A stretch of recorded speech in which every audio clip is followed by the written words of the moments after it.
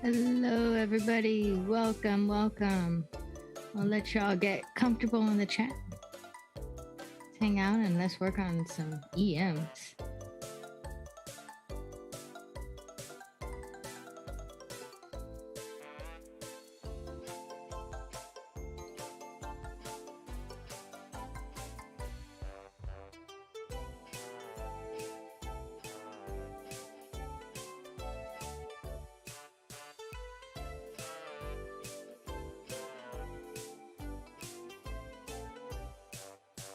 Ben Daddy, welcome.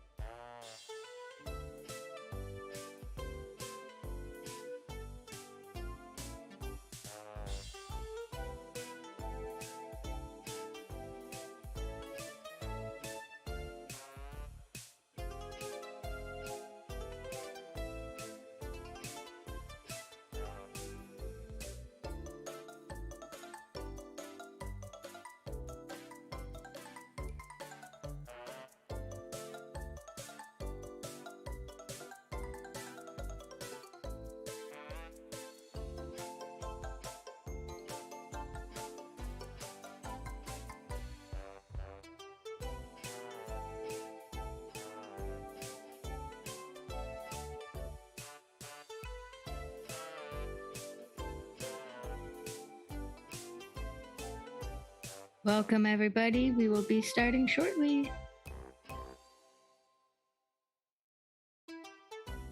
Yay, APB. Thank you.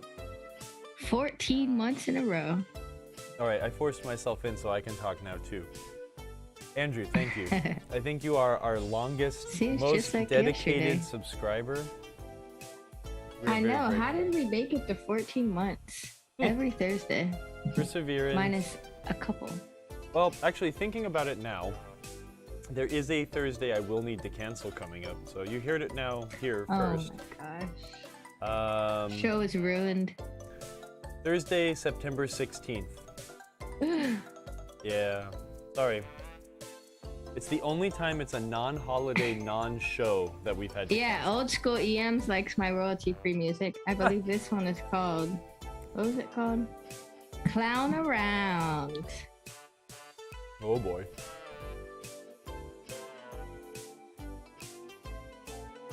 Oh, shucks, you know what? We never framed the shot. Hold on. Reminds me of like old Super Nintendo RPGs running around in a village looking for the shop. For the shop. Speaking of RPGs, I need to continue playing Assassin's Creed Odyssey. It's been too busy to play video games like that.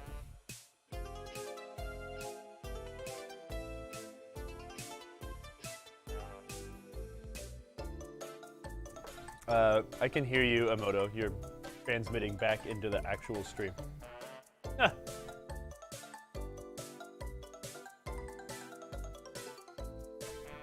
Crafty Vampire says, loving the pinball hobby. New owner, loving your Game of Thrones. That's cool, man. Welcome to the... I love Game of Thrones, too. Welcome to the... Thanks for joining insanity. us, Crafty. The best advice I could give you is do not buy a second game unless you're prepared to own at least 5. It will happen.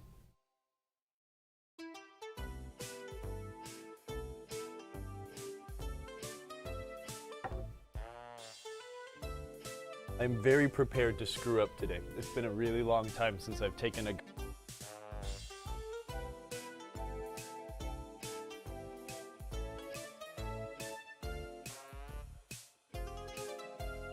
All right, y'all, let's do.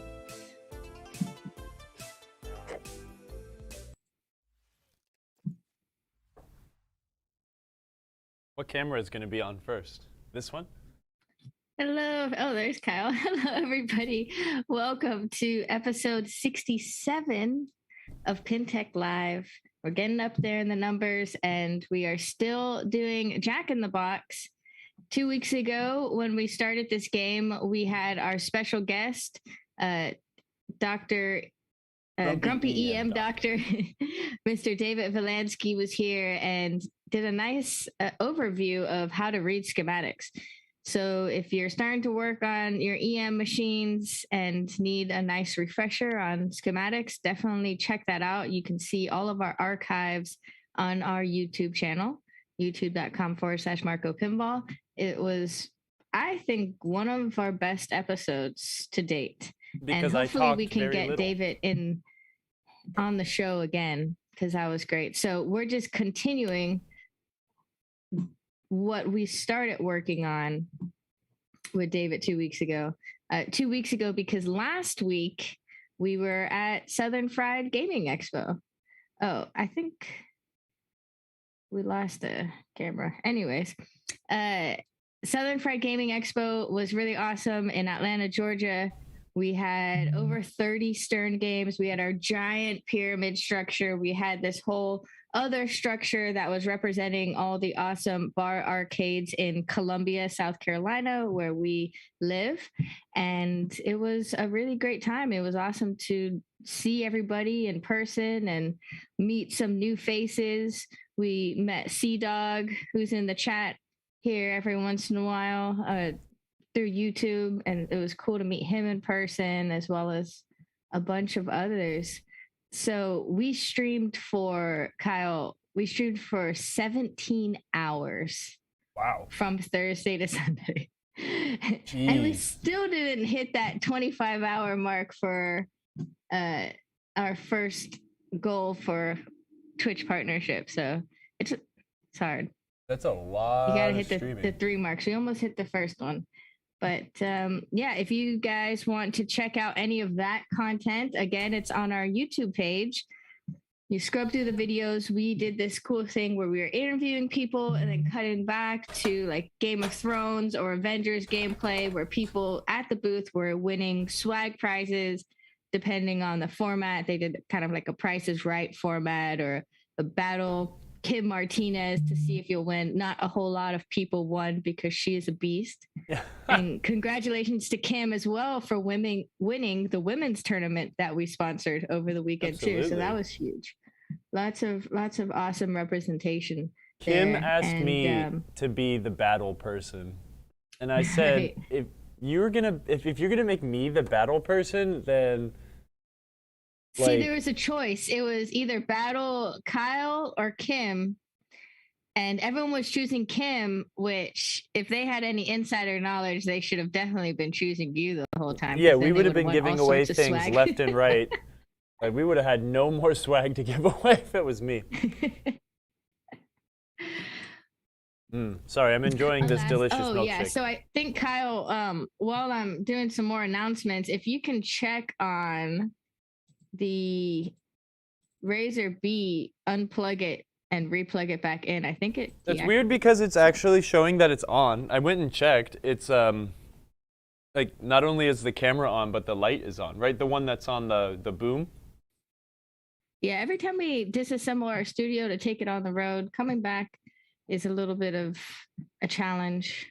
I'm gonna unplug it really quick. Oh yeah, that's right. Old school EM. So we streamed Marco Ramirez in the Hotlanta Extreme Eating Challenge to see who's the last person standing for eating the hottest peppers in the world. And of course, our very own Marco Ramirez slayed it for the second year. He's officially retired. He proved his point. He has the strongest tongue and stomach. He was not the last person standing this time, though. He had someone hold strong and steady throughout the fight, and there was one other. They ran out of hot peppers, and both of these insane people were sitting there at the end, and it was really wonderful, but not to take anything away from Marco. Yeah, I mean, so apparently that guy actually works for Sriracha or something. He was a plant. Oh. So I think in the Sriracha shop, they take off their taste buds so they can eat anything. I'm not sure. And the other really awesome stream we did was our first our pilot episode of Pinball X-Ray, which is just a mechanical deep dive into pinball machines, old or new. But we were able to roll in Spooky Pinball's new Halloween game into our booth, and we lifted up the hood and saw underneath the playfield and saw a lot of cool, exciting mechanisms and innovations. Yeah. So definitely check that. I'll post that one in the link. I'm quite proud of that chat one because that was really good. I think that's pretty neat. Big thanks to Luke and Dylan and Bug for making that happen. Yeah, they were so great. Yeah, it was a fun team. Yeah, it's kind of like, it's like I really, really enjoy deep diving into the Stern games when they come out. It's really fun. You have someone who worked on the game, who knows everything, and they're helping out, giving us the inside story. But, we kind of wanted to open up just regular games, right? Instead of just talking about how to fix them, it's like, well, let's just look and see how neat these things are. So this one was kind of a combination. We looked at a brand new game with the people that worked on it, but it was the most interesting of all the games we could have chosen to open up that we haven't already seen. What do you think, Kyle, was the most interesting part of looking inside of Halloween? Honestly, it's seeing... Yes. So I have my favorite assistant here today, Mark. He's off camera, but I think the neatest device was absolutely the ball elevator. So there's these 3D printed gears and in a matching elevator. So these gears that were on a high torque motor would move this 3D printed elevator upwards to put the ball back out in the in lane, which is really neat. And it's all like, super high density resin printed. It's going to be extraordinarily easy to service if you're not someone who's very technical. They have it designed in a way where you can just unbolt it, bolt the new unit in, and send the other one back off. It's seamless. I think if that was my favorite device that was definitely on the game, which it was, my favorite thing was seeing how far that Spooky as a company has come when it's come to like putting together a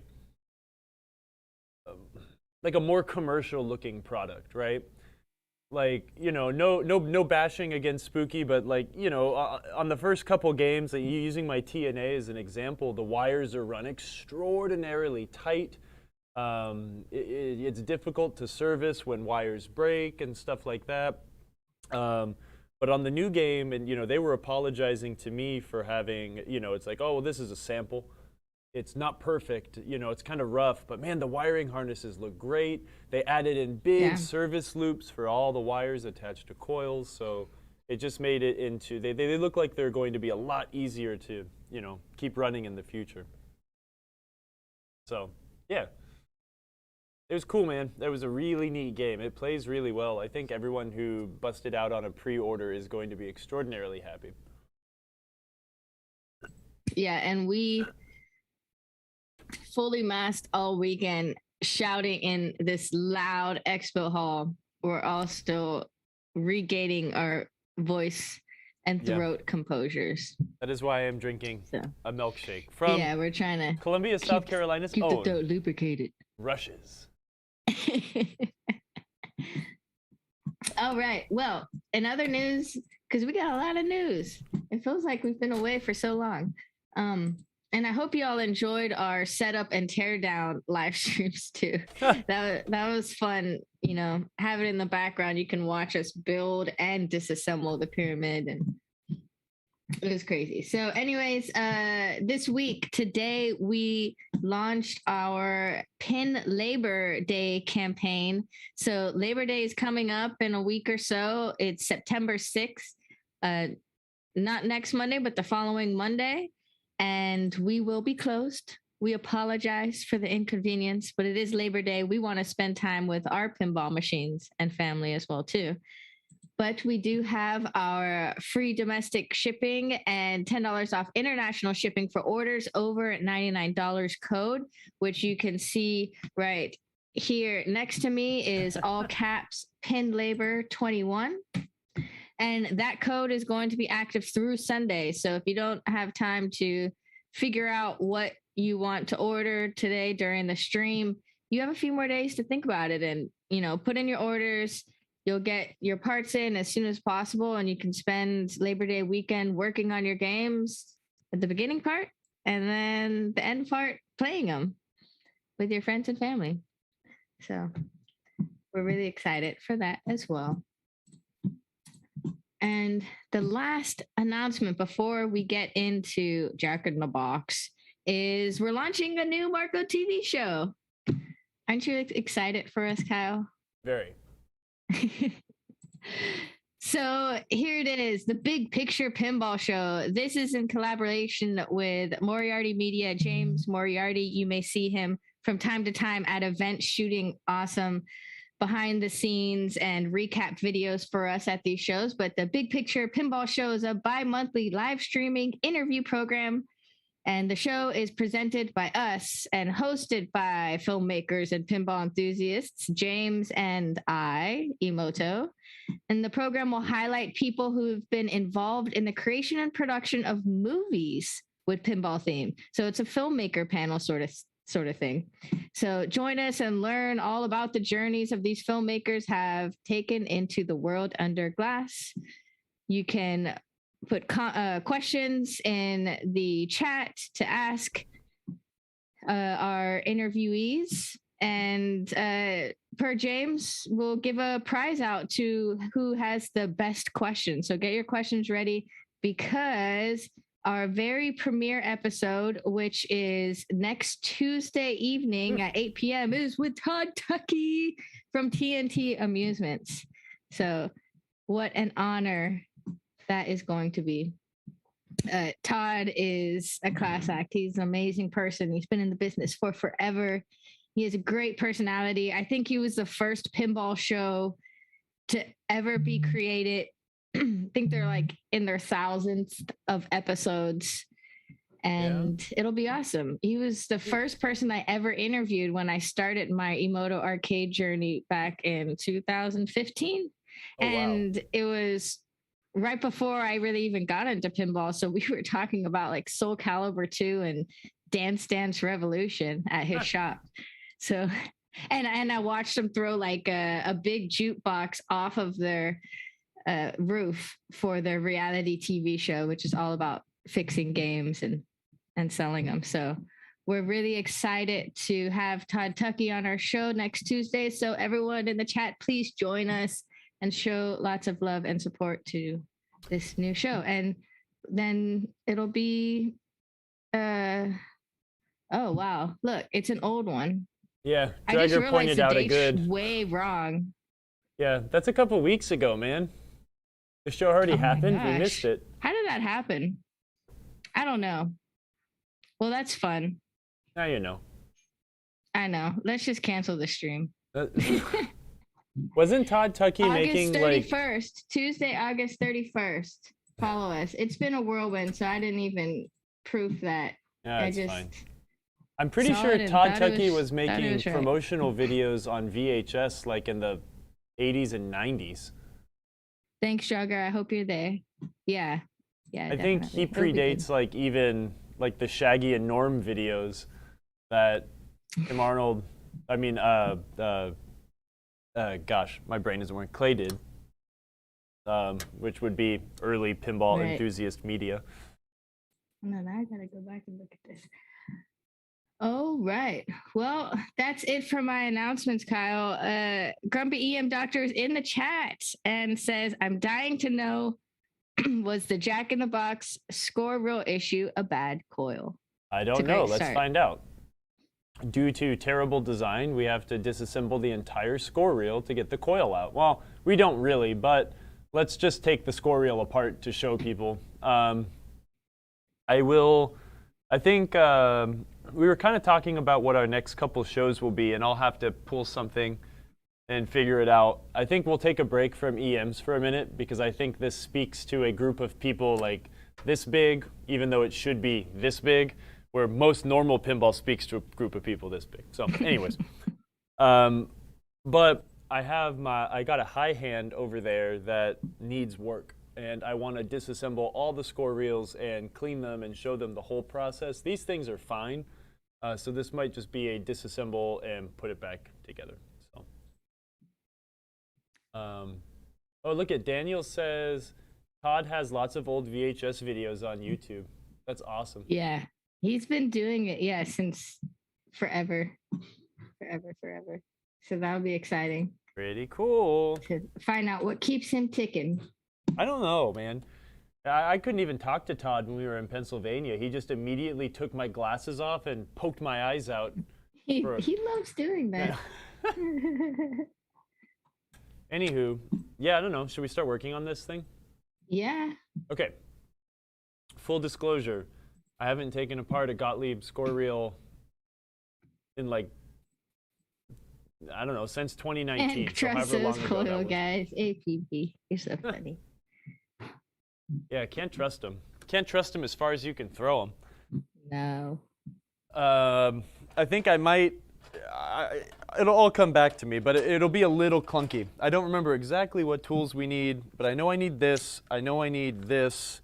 I think I need bendy screwdriver just because that's what I normally use.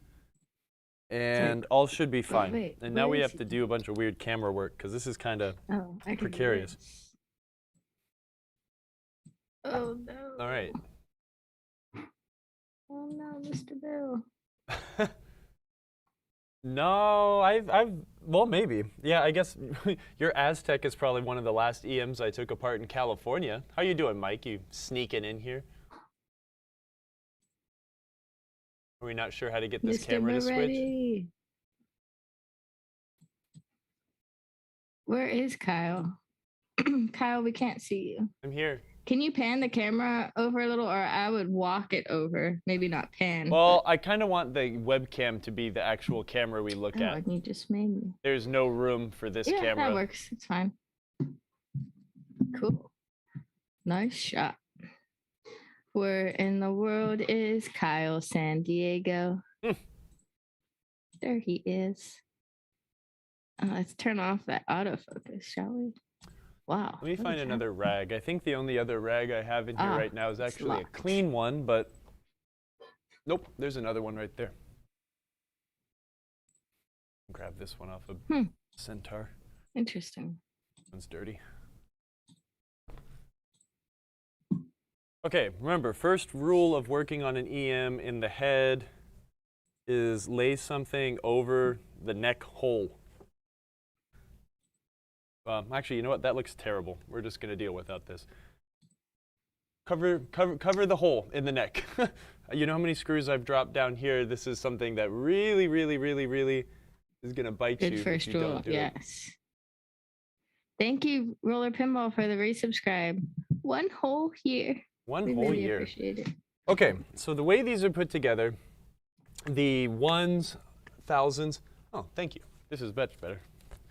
This will help. We can fold this up. This might make it a little easier for the camera or your eyes to focus on the small parts we're going to be looking at without the sea of wires. So I think it's the ones, the hundreds, and the thousands will have these circuit boards on the back. It adds a whole other level of complexity to taking these things apart. There's a few pieces you really need to make sure you keep an eye on. The easiest, or the most important one is this washer that is underneath this E-clip. This is a very special thickness washer, and when they go missing, they can cause issues. So do not lose it.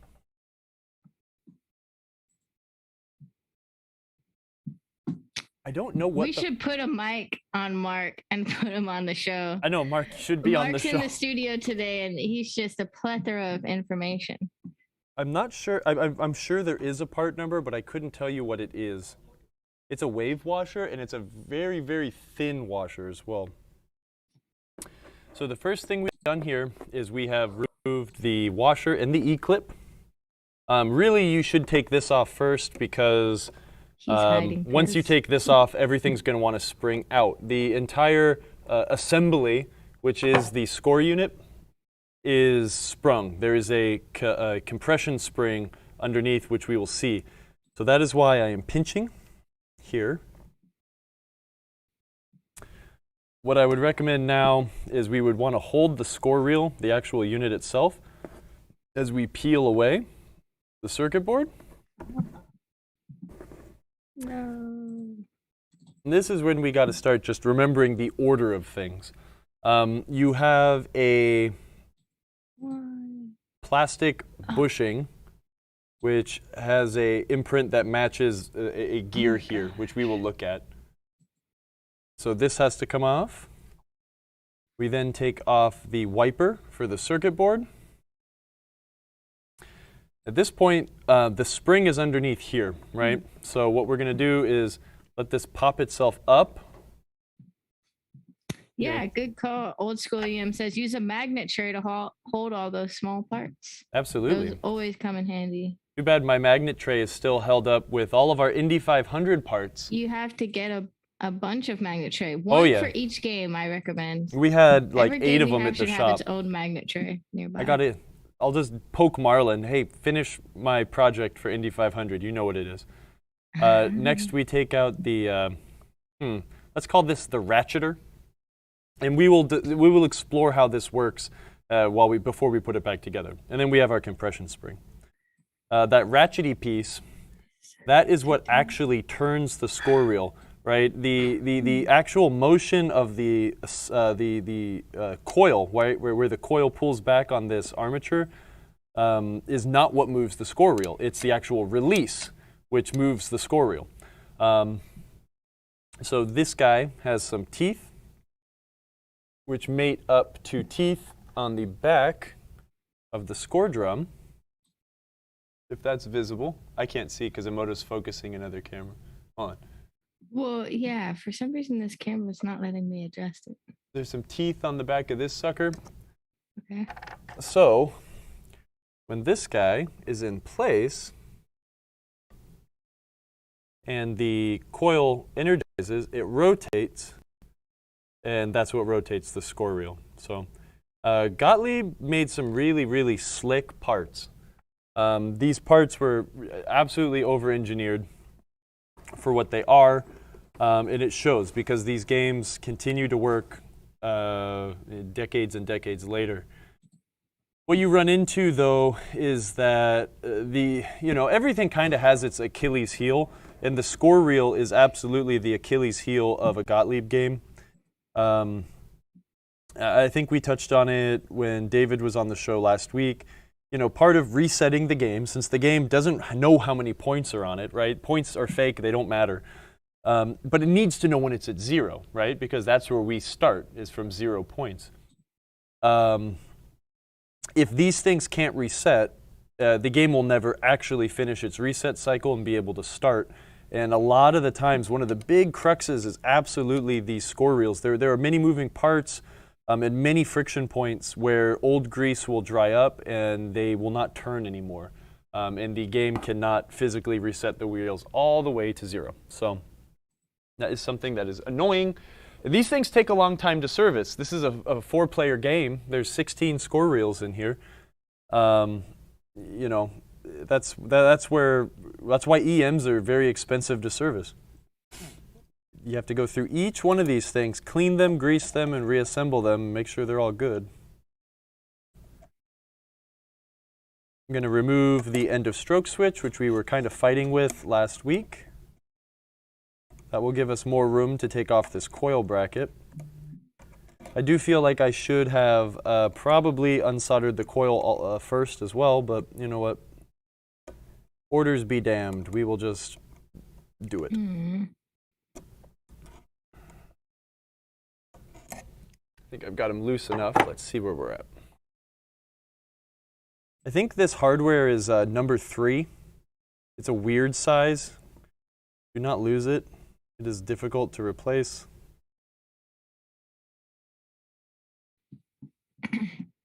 Put it in your magnet bowl.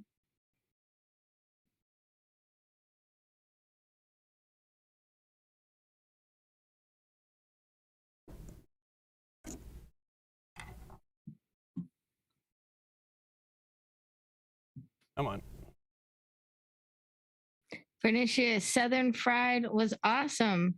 We streamed for over 16 hours. I think it was 17 and change. So check out all our live streams on our YouTube archives. We got a lot of fun stuff. Yeah, we did a lot there. That was fun. Mm-hmm. Okay, I'm going to take off that tensioning plate. I'm going to slide the switch off and then safely remove these screws and their lock washers. We'll just get them all out of the way.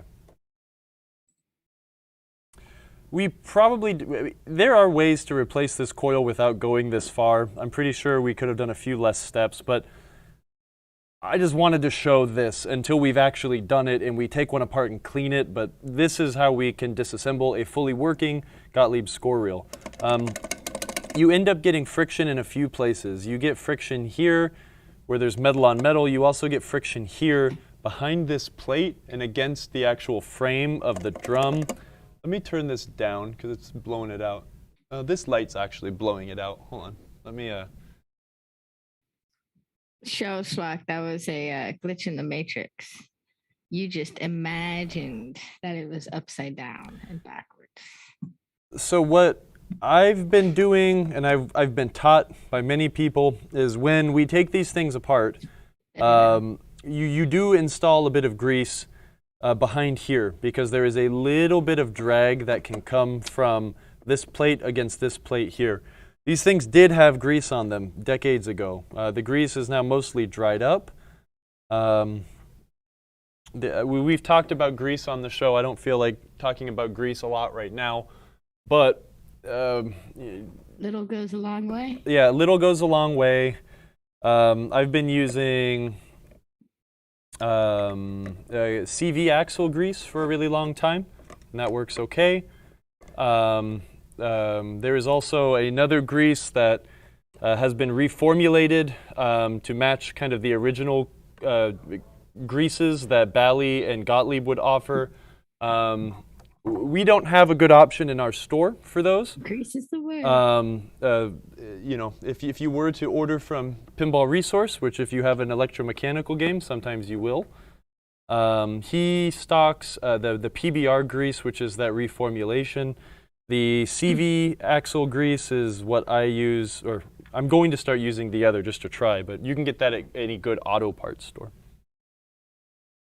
I've had the same bottle for a very long time. That's how little you use.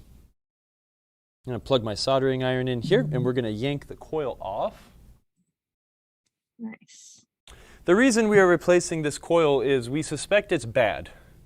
It works well enough to do half of its job, but it doesn't work well enough to step this score unit cleanly. We were having an issue with the 10-point reel on the first player floating a little bit. And what I mean by floating is we weren't getting a clean actuation.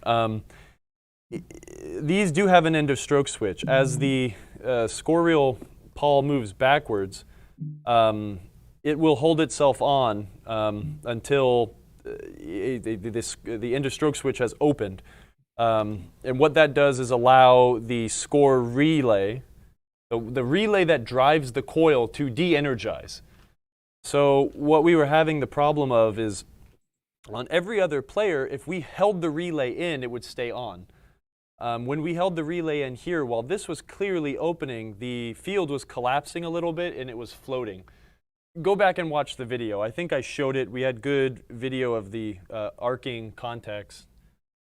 And what we're hoping, David and I kind of concluded, it's like, well, this is probably not like a logic problem. What we probably have is a defective coil.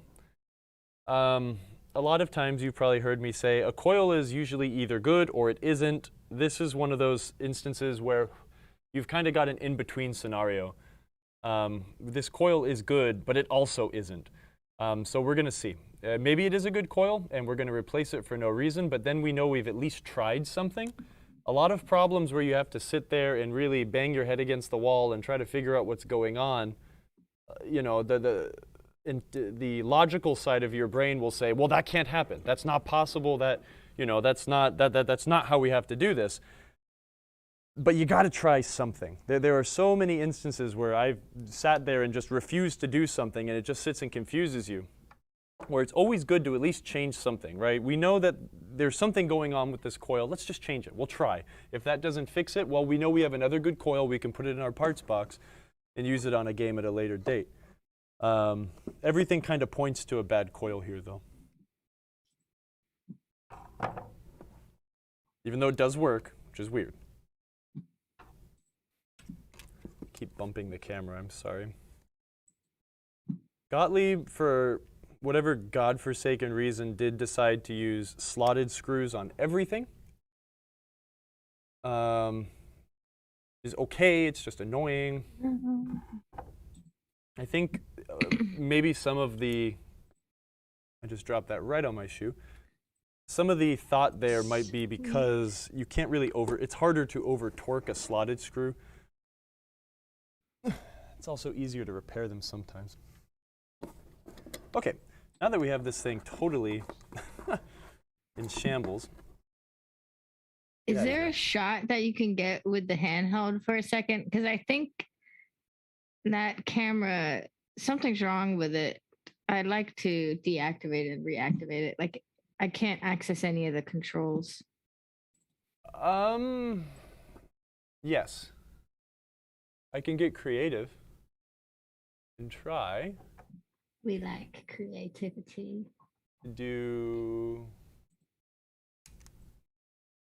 What if I do this? If I put the handheld, this kind of sucks. But maybe it doesn't. I don't know.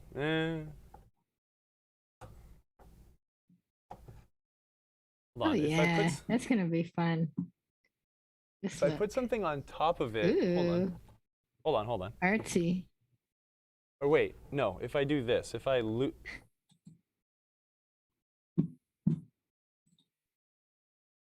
oh wait, I can do this. How about that? Yeah, that's fun. It kind of works. I don't even remember what I was talking about. Good for now. I'm going to get this out of the way. I'm going to get this coil out. I've removed the spring. Gosh, it's been a long time since I've done this. The coil stop gets stuck, or the coil sleeve. So I'm going to pry the sleeve kind of off the stop here, and then we can remove it, like reversing it out of a driveway, kind of like that. And then since we're here, let's just take it all the way apart. And you can see every bit. You can see the grease a lot now. Do you clean all that up? It is clean. That is the grease that I've inserted. So you keep that, right, okay, so you keep that there. Yummy grease. Yeah, don't lick it. So we have this pawl here. We have the plunger here. It is the most adorable little plunger. I am going to wipe this up a teeny bit just because I do have some grease on my fingers. But really quick, let's address the coil. The stop on this is replaceable, but this stop feels okay. It's not loose. I'm not going to worry about it.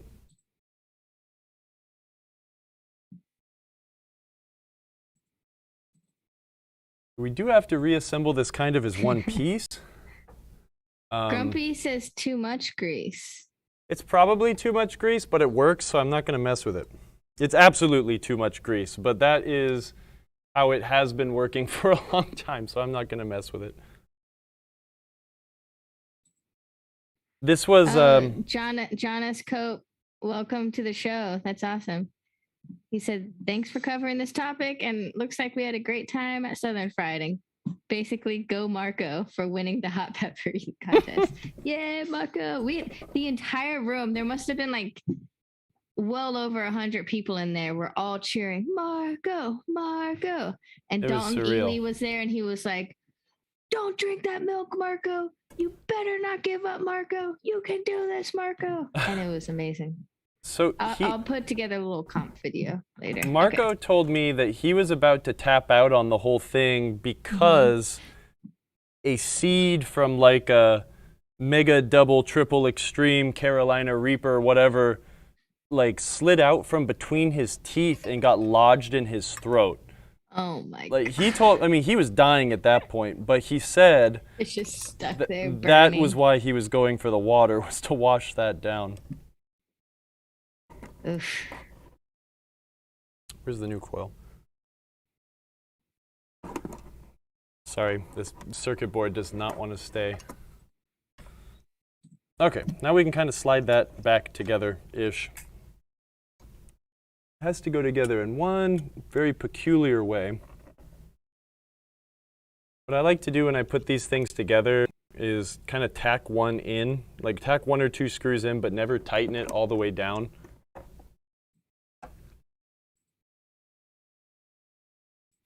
Sorry, this camera angle's awful. I will stop and slow down and show you what I'm talking about, just because I forgot that this guy's not working correctly.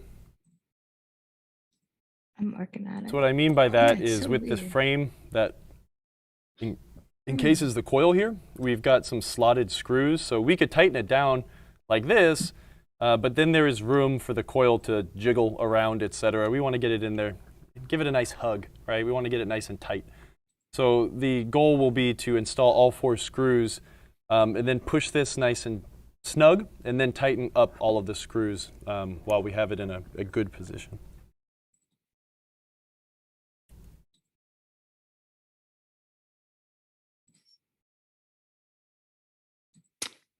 Oh, I just got to delete you.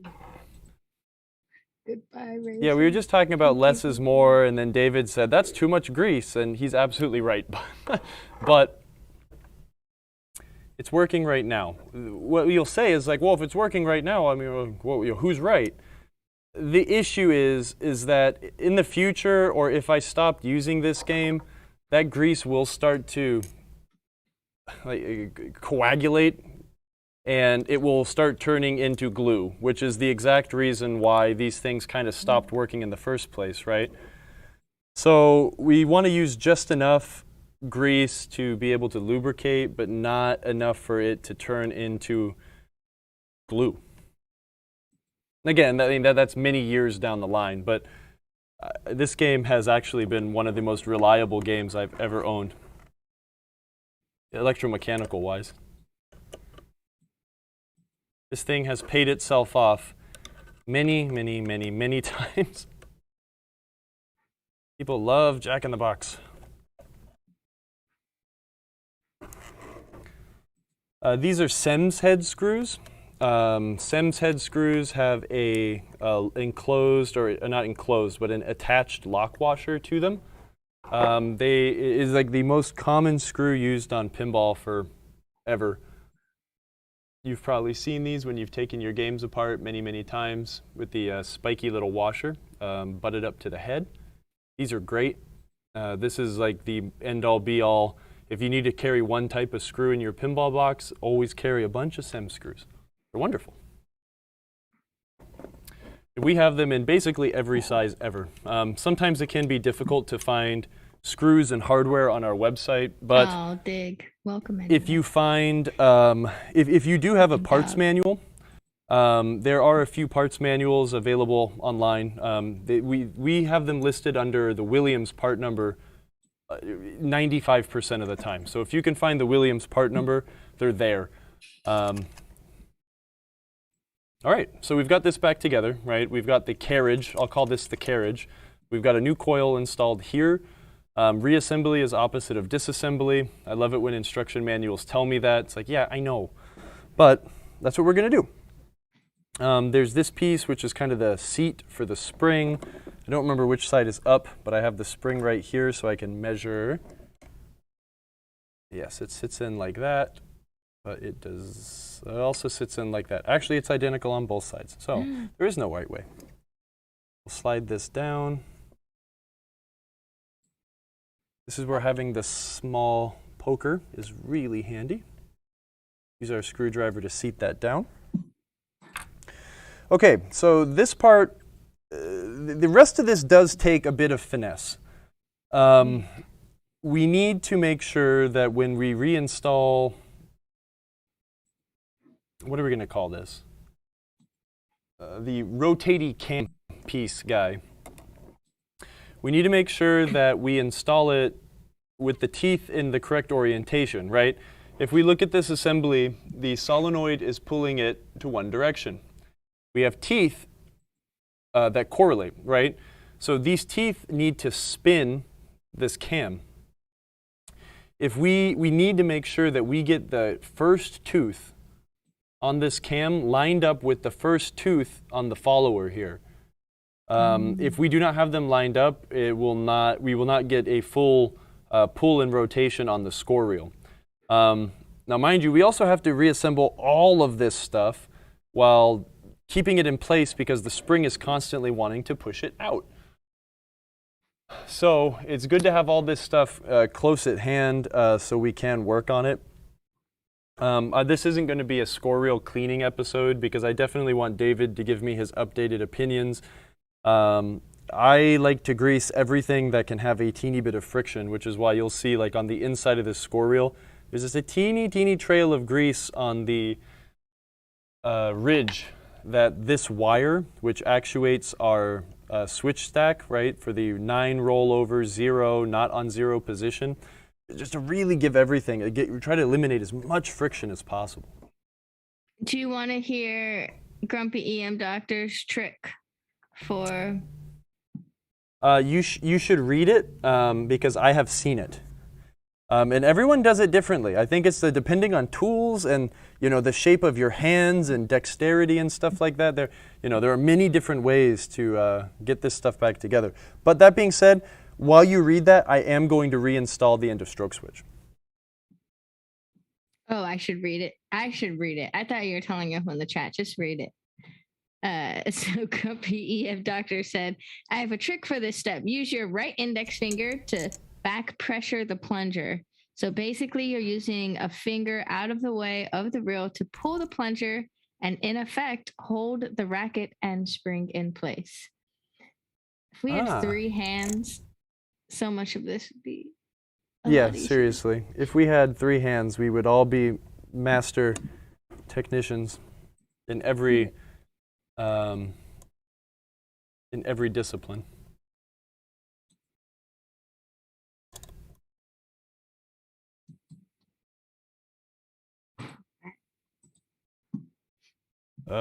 Let's see. Maybe I didn't really need to do this here. I could have probably done this while it was back together, but there's no detriment.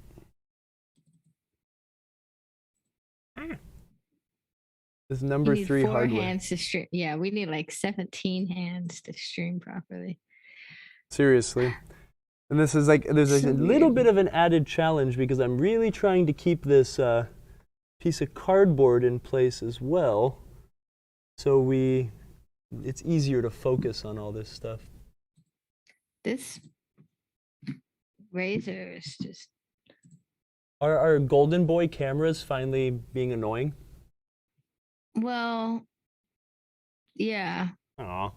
Well, it's not letting me adjust it and it's just kind of sitting over the layer weird. I think it's Streamlabs more so than our cameras.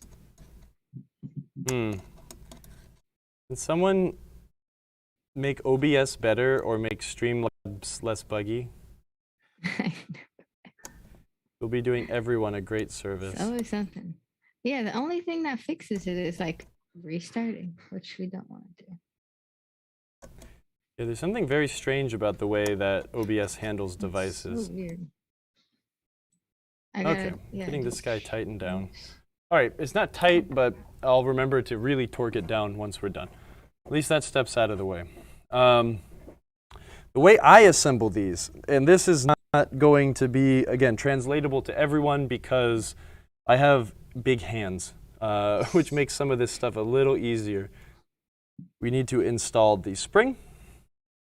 We will make sure that the rotating cam bit is seated on the spring correctly, and we have proper meshing of the gears, which we do in this position.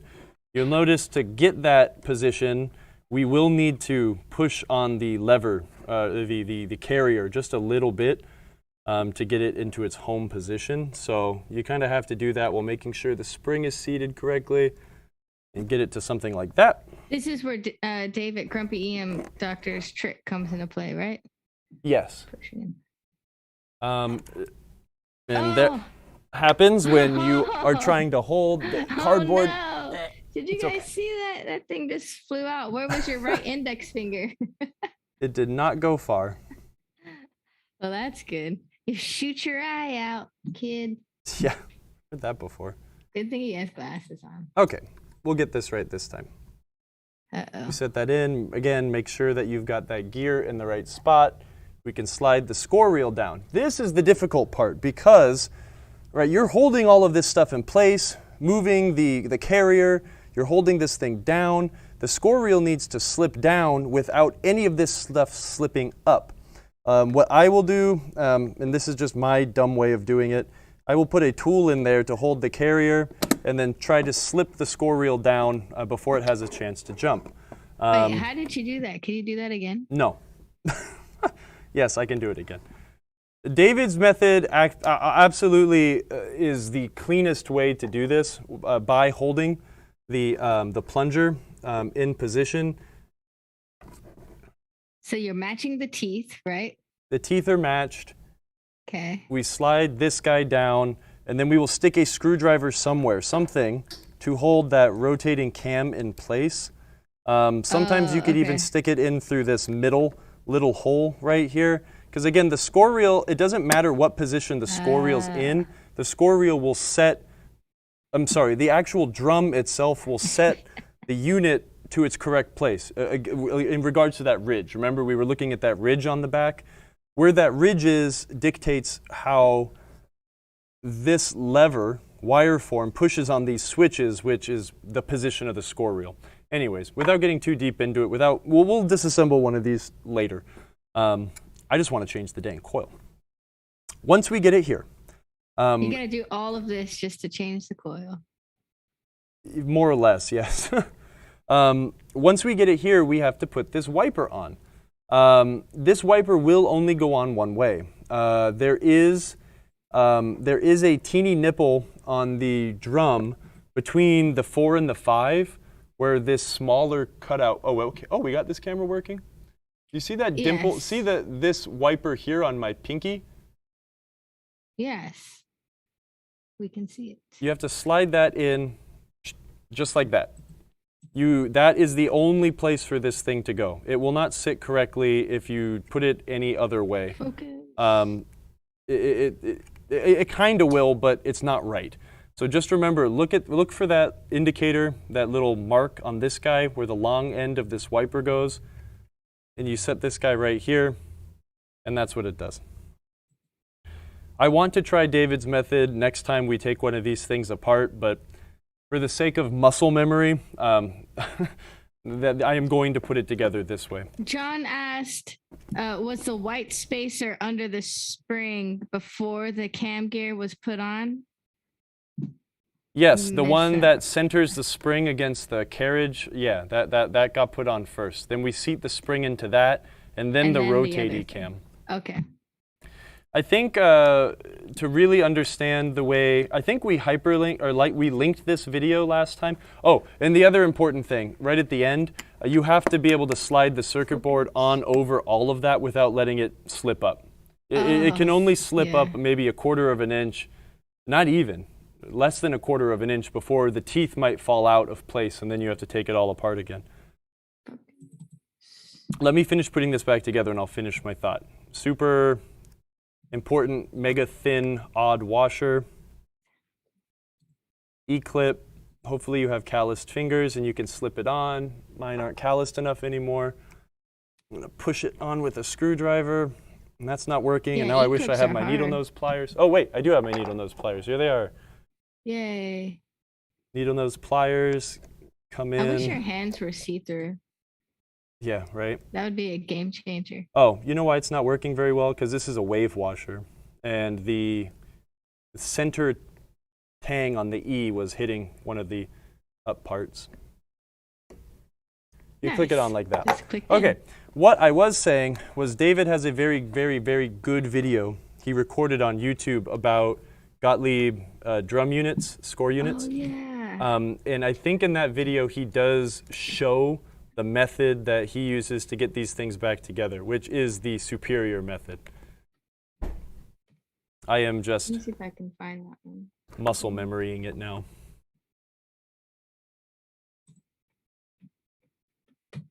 I used to hate it when people would bring us games that are like, well, I tried to get it working, but it doesn't work anymore.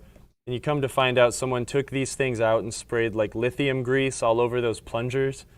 I think that was Chris's way of testing me to see if I really wanted to work on pinball machines, was to make me do, like, redo 16 Gottlieb score reels at a time. That was always fun.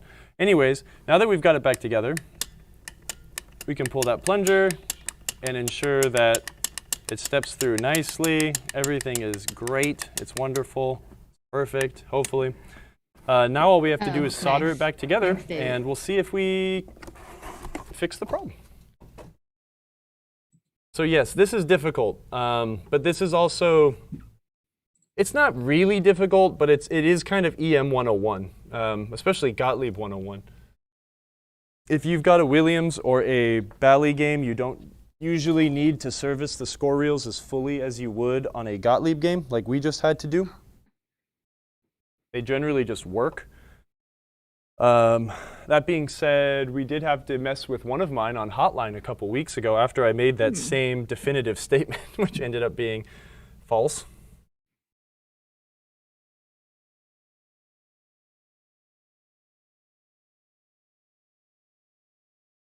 Oh, you were out of frame when you showed the trick. Oh, bummer. Well, I think you need to film another one. Maybe when we come to the Bay Area, we can film a super official Grumpy EM Doctor Gottlieb score reel video. We can yank one out of a game and just do it. That would be cool. Here's a tip on location. If you ever need to clean your soldering iron, you got two choices. Phil. Thanks for joining us. We're back in the studio. I don't have enough room in my toolkit to carry like a soldering iron cleaner. So I have two ways that I like to do this. Put some solder on the tip, really get it oversaturated, and then fling the solder off. Then you end up with a nice clean tip. Did you just fling the solder onto our carpet? No, I flung it onto this. Okay. And even if I did fling it onto the carpet, it just dries immediately, and you can pick it right off into a little solder puck. Okay. Well, as long as you pick it up. And then you get these cool little, can you put the small camera on? Yeah. I know, this heathen. After putting the fire out. No fire. Burned a hole in our carpet. I've done this a million times, don't worry. I know, that's why the carpet looks like it does. I'm just kidding. That's from all the churchgoers. The other thing to do is just to carry a bristle brush, and I'll just, and then just be aware that you wipe solder off on a bristle brush. Again, the solder doesn't stick to the metal. It will all fall off, and then you have a really nice, clean soldering iron tip to work with. Nice. It shouldn't matter if you're at home, because you'll probably have a nice solder station with something to clean the soldering iron tip with. Grumpy AM Doctor said solder embeds in fabric. It does not always just come up. I don't know, man. I've always had it. I used to do this all the time in the showroom at Chris's shop. Maybe that's because that carpet is so dirty, but it just comes up. Just don't do it at a customer's house. No, never at a customer's house. Oh, no. He's ruined shirts to prove it. Hey, Phil shirts says, are different fabrics. Can we please all go back to Southern Fried this weekend? Yes. No. That was such a fun show. We should have just left the pyramid set up until next year. All the other events that happen at the convention center, we'll just have to work around it. Yeah, I'm glad I don't have to talk on the phones, because after that, I wasn't able to speak for a day. Steve and I went and got, or Sarah bought us a pizza for lunch on Monday, and the first bite of pizza just destroyed my throat. It was so sore from yelling. I have a problem of being deaf. So sorry, what are you soldering again? I missed that part. I'm just soldering the coil back on. Oh, okay, from the back. Yeah, it's easier when you don't have to support the score reel. I'm using a super, super small gauge solder because I'm almost out of my really good solder I keep in my toolbox. I'm using my really good board working solder. This breathing camera is driving me crazy. I'm sorry. So that is why it looks like I am adding an insane amount of solder to these wires. But stop breathing.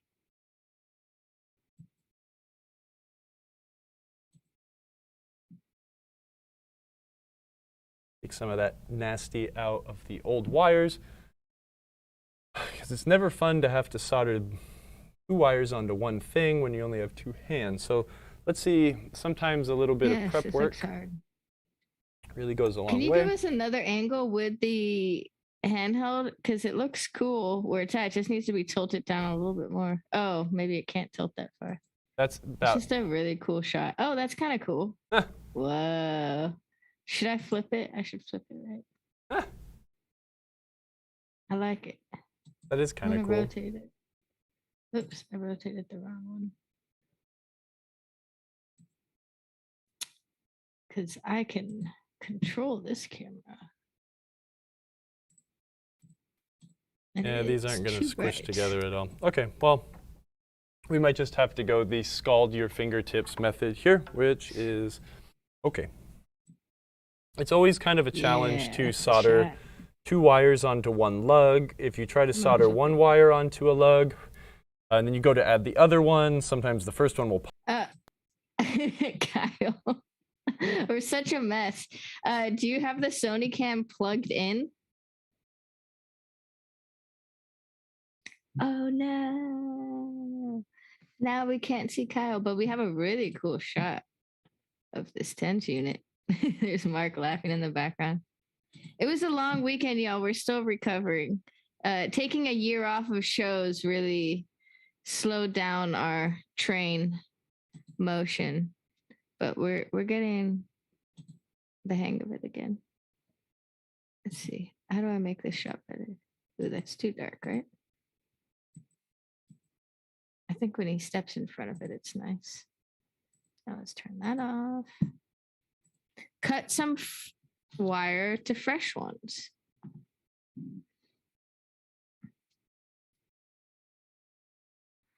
John, we are not going to do Free Play Florida. Mayhaps some of our team members may walk it and just enjoy it, but we will not be exhibiting at that show. And I believe it's the same weekend as a show we are going to. Let's see, it's Free Play Florida, November 3rd through the 5th. When is that show again? That's a show that I would really like to go see one day. I would love to go to that show too. I've been meaning to get down there for forever. I've met a lot of really... November 19th to the 21st. Oh, hey, this is plugged in. I can use this. So I think it's the same... Is it the same weekend as Houston? All right. Is my mic on? Am I coming through? No, it's the weekend after, but we're already... Not this year. Long story short. Oh, I am coming through. Okay, good. Ty says, thanks for all the help with those Data East crank pieces. Rocky and Bullwinkle's playing better than ever. All right. Mr. Loaf. Yeah, I don't know if you could have heard, but I'm really excited to go to Florida one day. There are a lot of really nice pinball folks in Florida. Mm-hmm. Not too far. Okay, let's see what we can do here. So Grumpy said for 2 wires, I try to put one through the hole. No mechanical hold, just insert it. Yeah, that's a good idea. I'm going to see if I can expose that way it the stays hole. In there. I think the problem is... wires look huge. Yeah, that's the issue is I added a lot of solder to the wires while they were kind of blown out of shape. So sometimes what you can do is heat up a wire and then try to scrunch it together using like some needle noses or something to get it away from its like, chunky, wide shape. I know. Don't you just want to use your fingers and pinch it and twist it, and then it'll burn? I have. So don't do that. Sometimes you forget. Don't forget. Yeah, the mechanical side of holding a wire in, right, using the hole in the lug. Unfortunately, I think I might be fighting against a lot of things to try to get these wires small enough. So we're going to try to do it without using the mechanical hold. All right, so you got one. The issue, right, is like the wires definitely have a bit of memory. Actually, this one's really small. I might be able to get this one through the lug. The wires have some, tension. So if I were to sit here and be like, oh, well, if I just crimp them together with my needle noses, once I get them down, I remove the soldering iron holding it down, the top one's going to want to go thunk and jump back up. So the other option is I could try to solder it to the bottom, and then I would need to use my needle nose pliers to hold them in place. It can be annoying. I'm making a big. You don't want to braid the wires together and solder it, and you don't want to put the wire on top of the other wire. Well, if we were to put the wire on top of the other one, we risk the chance of them coming and springing apart. I don't like doing this because the needle nose pliers turn into a bit of a heat sink, and maybe we aren't going to get the best solder joint. I wasn't able to heat the solder up perfectly, but let's just take a look-see at it. This is hard to do while I'm trying to talk and have cameras and blah, blah, blah. Let's see. I'm going to try to yank it away. Oh, wow. That looks good. Yeah, I'll call it good for now. John, we hope to meet you someday in the future, too, when we come down to Florida. Okay, let's take a look-see. Southern fried. Always unplug your soldering iron when you're done using it. You will increase the life and also not burn yourself on accident. Let's turn the game on. Start a game.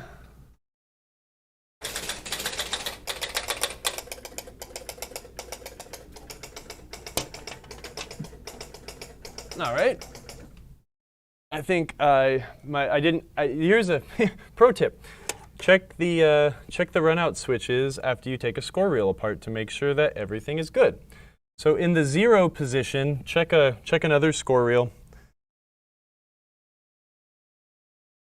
I will pull this one out. In the 0 position, all switches should be open. I believe right now in the 0 position, we have a switch closed, which means the game can't find home.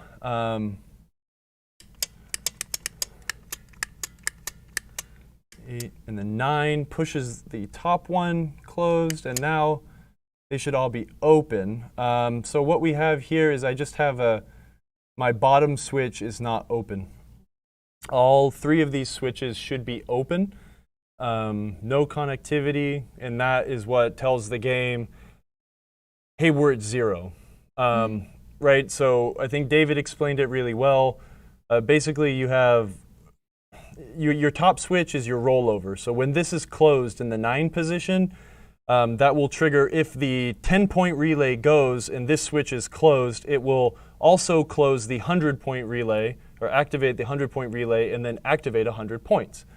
The switch in the middle generally is, hey, I'm not on 0, so keep going. That's what it's looking for. Anyways, without trying to explain it really quick, I just want to try to fix it. So 9, I want to make sure, oh, I see what happened. Actually, this is a man-made problem. Do you see this lifter? You see that nylon piece right there? Yes. That nylon piece is supposed to be on the other side of this wire form. What? When everything was apart, I must have wiggled and mangled that wire form. And it slipped. So what I need to do is I need to see if I can safely push that out without mangling the switch, which I don't want to do. So this is an annoying scenario. Uh-oh. Because the safest way to fix this thing would be to remove the entire, take it apart, fix it, and put it back together. I do find that when you are in this sort of a scenario and you try to do it the quick way or the easy way, or what you perceive to be the easy way, you will break something and you will cause yourself a ton more work. I will see what I can do really quick, but hey, we might take this back apart. Yeah, then you can do Grumpy's trick to putting the score reel back on. Actually, we won't. Okay, so. He just wanted to get out of it.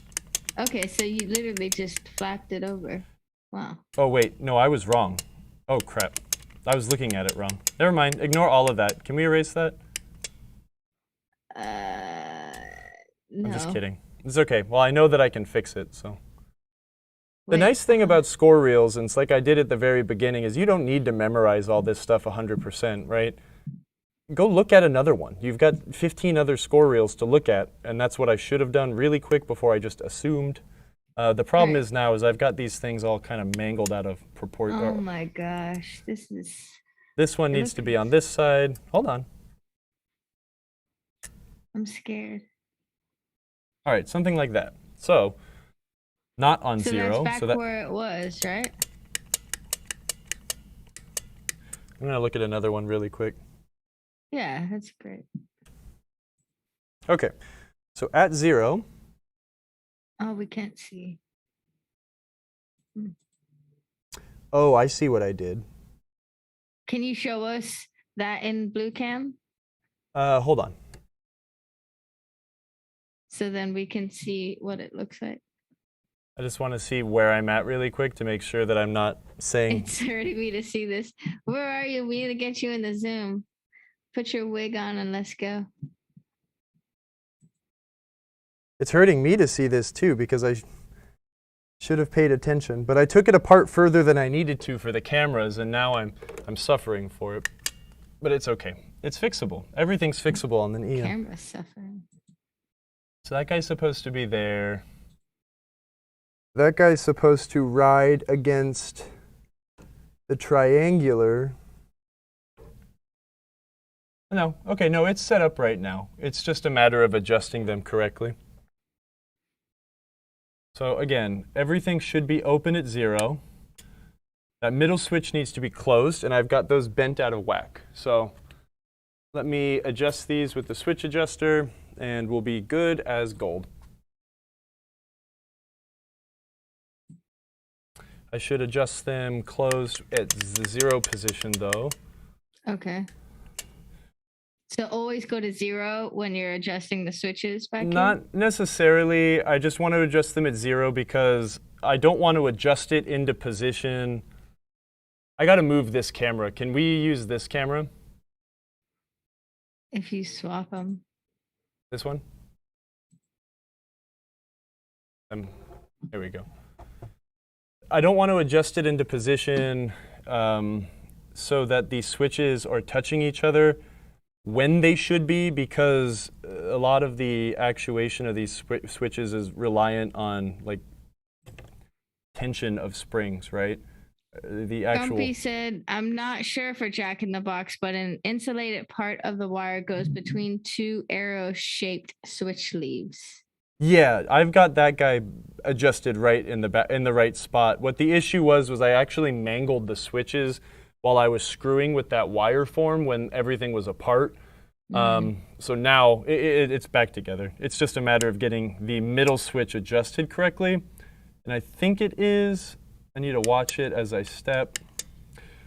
Okay, now this is pushing too high, so the rollover switch needs to be adjusted out just a hair.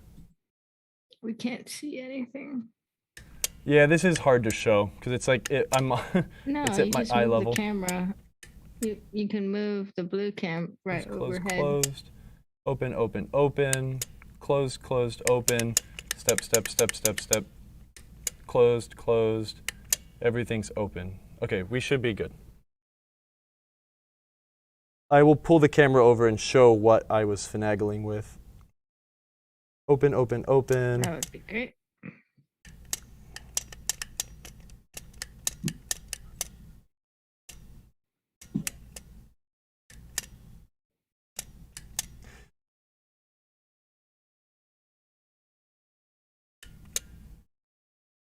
The middle switch is a little tight. I need to open it up. Hold on. Just a teeny bit.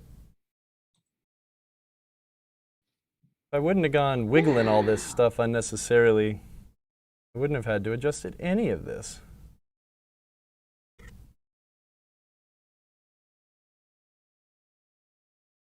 It's just so elusive. We can't see you adjusting anything. It's hard to show. It's not. You just need to move the blue camera. But if I move the blue camera, I can't see what I'm doing. Which yeah, just do it higher up over your head. And I'll zoom in. I just need another foot.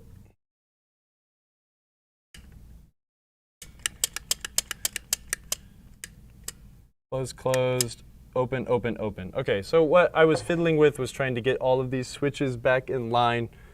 It's 0. These switches need to be open.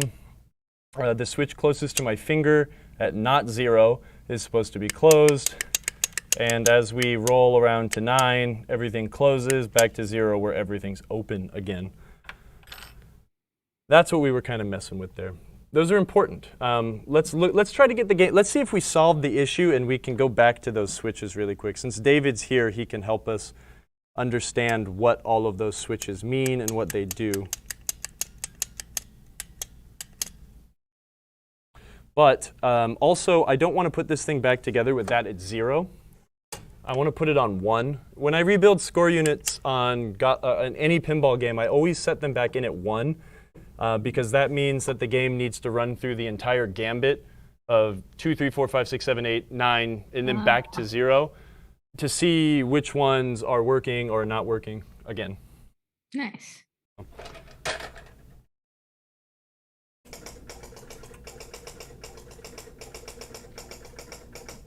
All right, it's stuck in a weird bit of reset. What I will do actually is I will set this back to 0. And then I might need to reach inside the game to cancel whatever sequence it's kind of stuck in right now. It's stuck in a part of the start sequence. Did you tighten the 4 screws that hold in the coil? I did, and actually, you know what I didn't do 100% is, I just thought about this, is the actual end of stroke switch. I need to tighten that down all the way. 1 second here. Oh, so if it's not tightened all the way, it can kind of... Well, that's an important adjustment because if these switches are not in the right state, it can cause goofiness.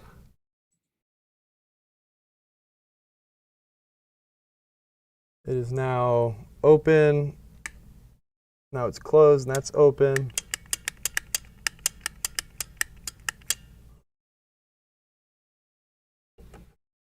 All right, let's see what we get now. So for those who are just joining in, Kyle, can you remind us what the repair is that we're actually working on? What was the issue? What was the error we were getting in Jack in the Box?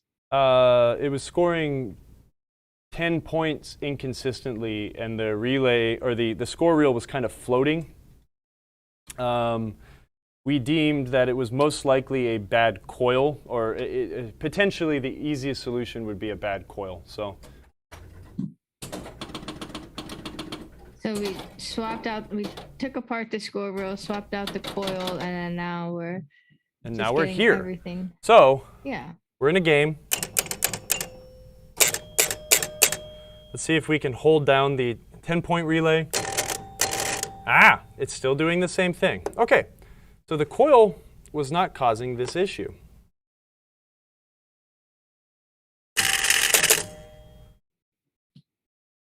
I wonder if we've got a problem with this switch. I wonder if there's something really goofy going on. Again, what needs to happen here in proper operation, when we would hit the 10-point relay, the score reel plunger will be pulled into the coil, and that will open up a switch, which will then kill the 10-point relay. Let's listen to this in action, right? If I hold the 100-point score reel in, the plunger holds itself back, waiting to be released, right? When this where's the camera? Can you make this big? Yeah. So what we're trying to get is when this plunger goes backwards, there is an end of stroke switch here.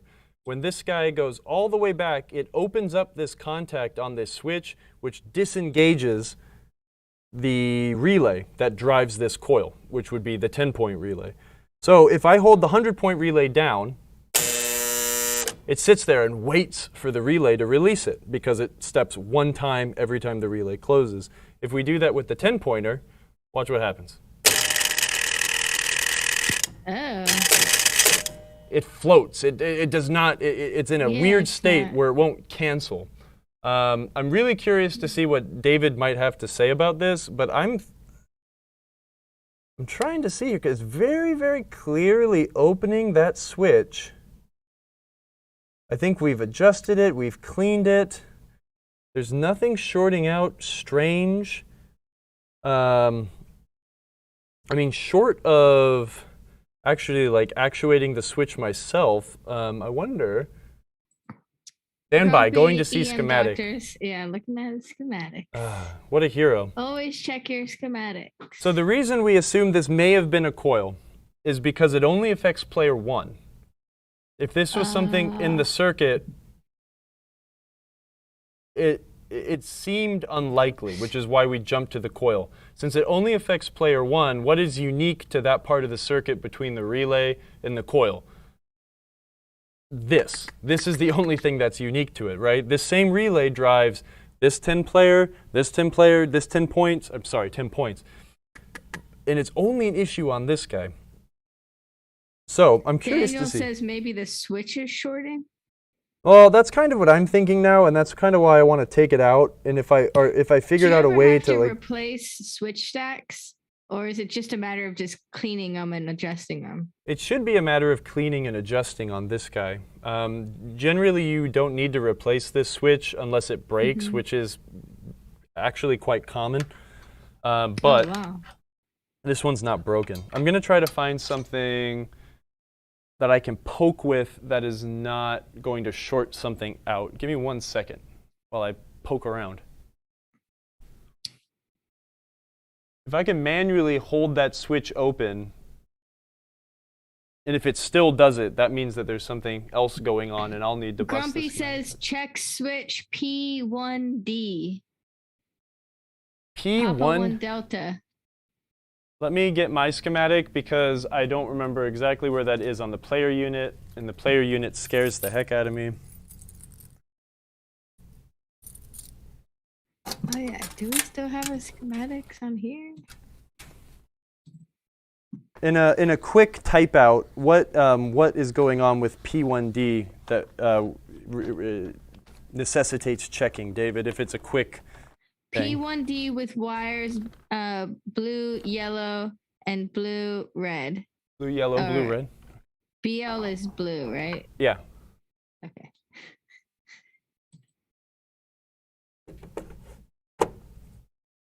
So the player unit, here, let's reset the camera really quick. Okay. So take a look, use the boom camera. This is the player unit. This is how Gottlieb this is how these games control what is happening on which player. So it steps up, I think I've mentioned this many times, player 1 ball 1, player 2 ball 1, player 3 ball 1, player 4 ball 1, player 1 ball 2, repeat, rinse to 5 balls.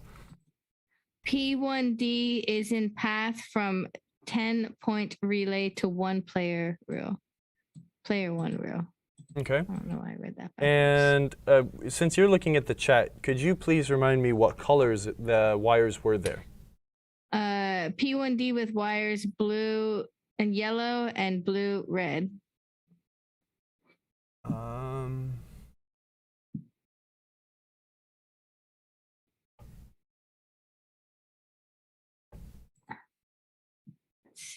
I think it's P1, 2, 3. No.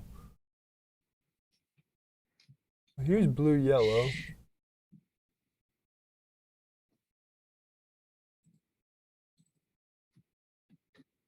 There's blue, red. there are jumpers on these switches, so I need to see where blue-red goes on this guy. So blue-red is on that second stack in. Blue-yellow is here. Blue-yellow and blue-red don't seem to touch.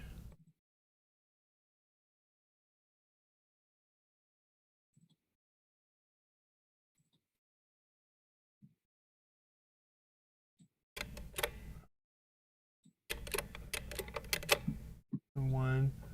So I don't see blue, yellow, and blue, red touching, David, unless I'm just blind. Let me blow out the lights really quick because I actually am blind.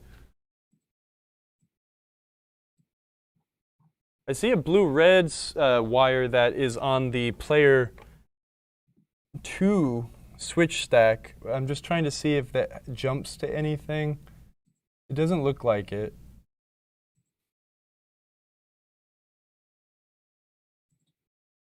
But I do see this blue-yellow wire. I'm going to just grab my flex stone here, and I am going to try and just give a teeny pass through. I'm coming at this wire at a very extreme angle, kind of almost along the direction that the wire or the switch does face, so I can kind of get a good grasp at it. Actually, I will cycle this through to player 4. I will now stick my flex stone in, hold it, step the unit. Oh. A little scrubbing going on here. Try to get all the thread that could be there out.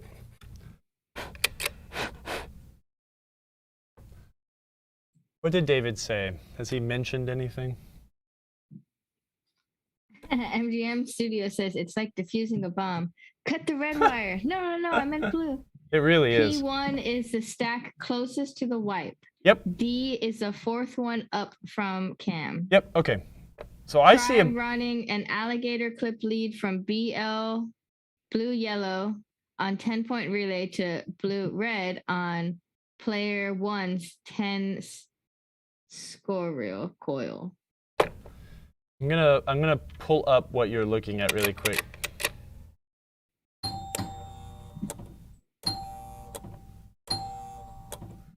Well, now I have a score reel that's not turning. Oh boy, this is the fun part. Again, when you call a game reliable and how it's never broken on you in this X amount of years, that's when they start to get grumpy. And I also pulled the schematics too, so. I've got the one on the game. Thank you, though. Well, I know, but we want to see it. Because we're all learning too, right? So the 10s unit. Blue, yellow. I'm going to reset the game really quick. Red. It gets into a weird state when you start stepping things around.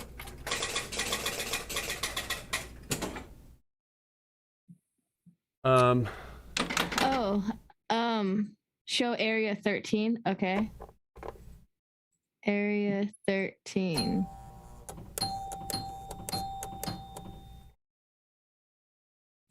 Oh no.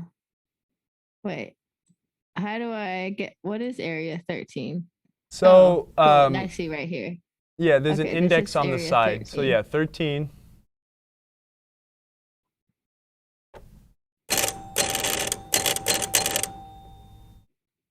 Still doing the same thing. I think I might kill the game again, and I might try to get in there with that flex stone. Yeah, I learned a little from the last class. So yeah, we're over here. David said he's willing to zoom in if we wanted to get him on. Kyle. Let's do it. Yeah? Yeah, okay. Because this is literally a continuation of what we were doing last week. We tried the physical work, and now it's back to the schematic. So let's, instead of me just doing the physical work and saying, yep, we fixed it, David can explain to us what is going on here. All right, David, if you're still interested in being a face on the face. I'm going to send you a link right now on your Poker Faces.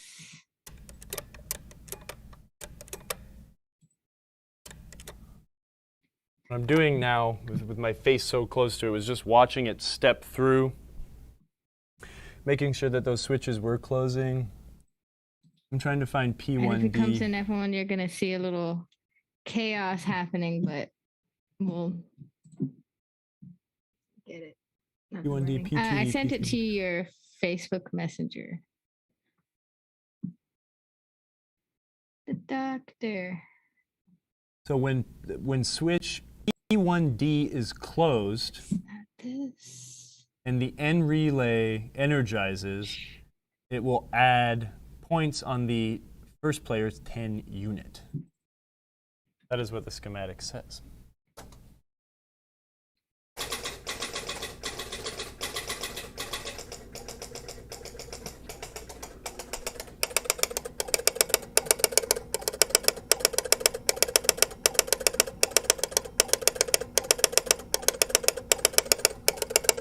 But in reset, it shouldn't matter.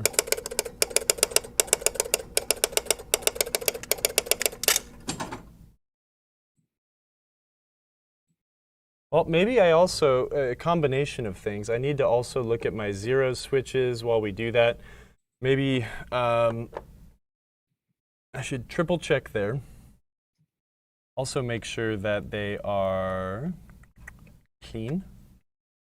And me bending and doing other weird things and put them in a weird cattywampus state.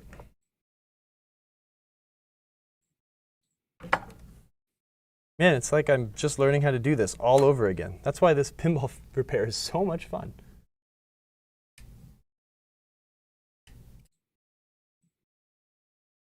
Watch your fingers, Kyle.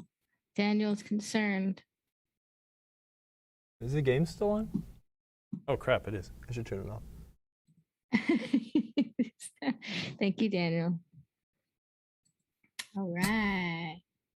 Hey, if you can't take 110 volts once or twice, you're not doing it right. No, I don't recommend taking 110 volts ever. It's not fun. It feels weird. Hello. Hello. Hi, David. You're back. I am setting up the right background. Okay. Awesome. It's me. Yay. Our hero here to save the day. Truly. I'm going to make a quick adjustment on my end. All right. Here we go. Oops. All right. We can all see you. We can hear you. All right.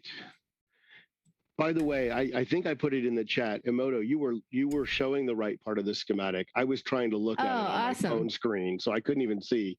But yes, you definitely have been learning this. That's awesome. Nice. I was really impressed. Yeah, I was like looking, I was like, here it is. I was following all the lines. You found exactly the right thing. Yeah. Yes. That's as far as I got, though. I couldn't help Kyle anymore, so we're glad you're here. Well, that was it. I mean, we're looking at the schematic. It says P1D. It has these wire colors. He's not seeing those wire colors. There's a possibility there's a mismatch here, but I think so I was trying to get ready for the Zoom a little bit. Kyle, did you try the alligator clip lead? No, I didn't do the alligator clip yet. I just cleaned and made sure that these switches were closing. Yeah, so here, I mean, the explanation part of this is so when you have a single player game, it's very easy.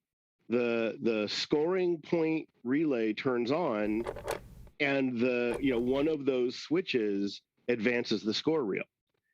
When you have a multiplayer game, something has to work as like the switcher that sends the tens point and the hundreds point and the 1,000 point. It has to send it to the right player. In this particular game, it's part of the player unit. It's these switches behind the wiper that are doing it.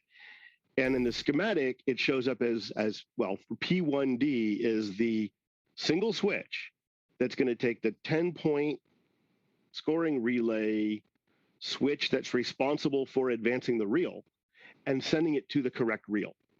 So I wanted to put, if we do the alligator clip lead, it's a way of skipping the player unit, which means this will happen. I mean, on every player, it'll be advancing, but that's still okay. We would find, it was a troubleshooting step to say, is that the problem switch? Yep. And if it is, then we'll find the right switch in there. And so I'm kind of thinking if we do the alligator clip lead, we can ignore P1D for now. Okay. So again, tell me where we are going to alligator clip this up. Go to the 10-point relay and find blue, yellow. So Emoto, I don't know if you want to put the schematic up, but I'll point. Oh, I have to, let's see. I should share mine because then I can point. Yeah, you can share yours. I've got blue, yellow right here. It's a nice big fat contact. I hope this is still working well in the video that I'm jumping in late and everything. I'm going to give me a second, everybody. Oh, and you know what? I did something. All right. No, it's okay. I can make an adjustment. No, I was changing from one screen to another screen, and I stand by, everybody. Okay, I have one end of my alligator clip on the blue and yellow wire on my 10-point relay. Okay, and then the other one, so is the not common on the 10s reel blue-red on the coil? It probably was blue-red at some point. Let me follow it back a little bit and see if I can find some real color. Yeah. I mean, it ought to be. It's blue and something that's kind of orange-ish. Oh yeah. I mean, I think we're pretty safe to just go ahead and put it on that bottom lug, the one that doesn't have black on it. All right, so we are jumping from the 10-point relay to the non-common side of the score reel coil.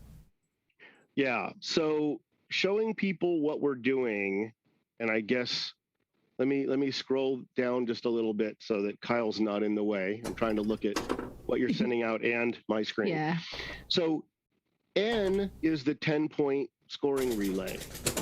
When this switch closes, here's that switcher, right? So the player unit's going to send it to P1, P2, P3, or P4 based on which player is up. When it sends it through P1D, it goes to, this is the coil that advances the 10s unit. They call it unit instead of score reel. So we're sort of bypassing this switch, thinking we've tried everything else. That the end of stroke switch is still a little suspect, but I can't think of how it has a problem that's causing this. So I kind of thought we wouldn't focus on that, and that was why I was going P1D. So Kyle, you've got it jumpered. Yes, sir. You should be able to play a game. I do have the game started. I'm going to activate the relay. Okay. It's still jumpy. How is that possible?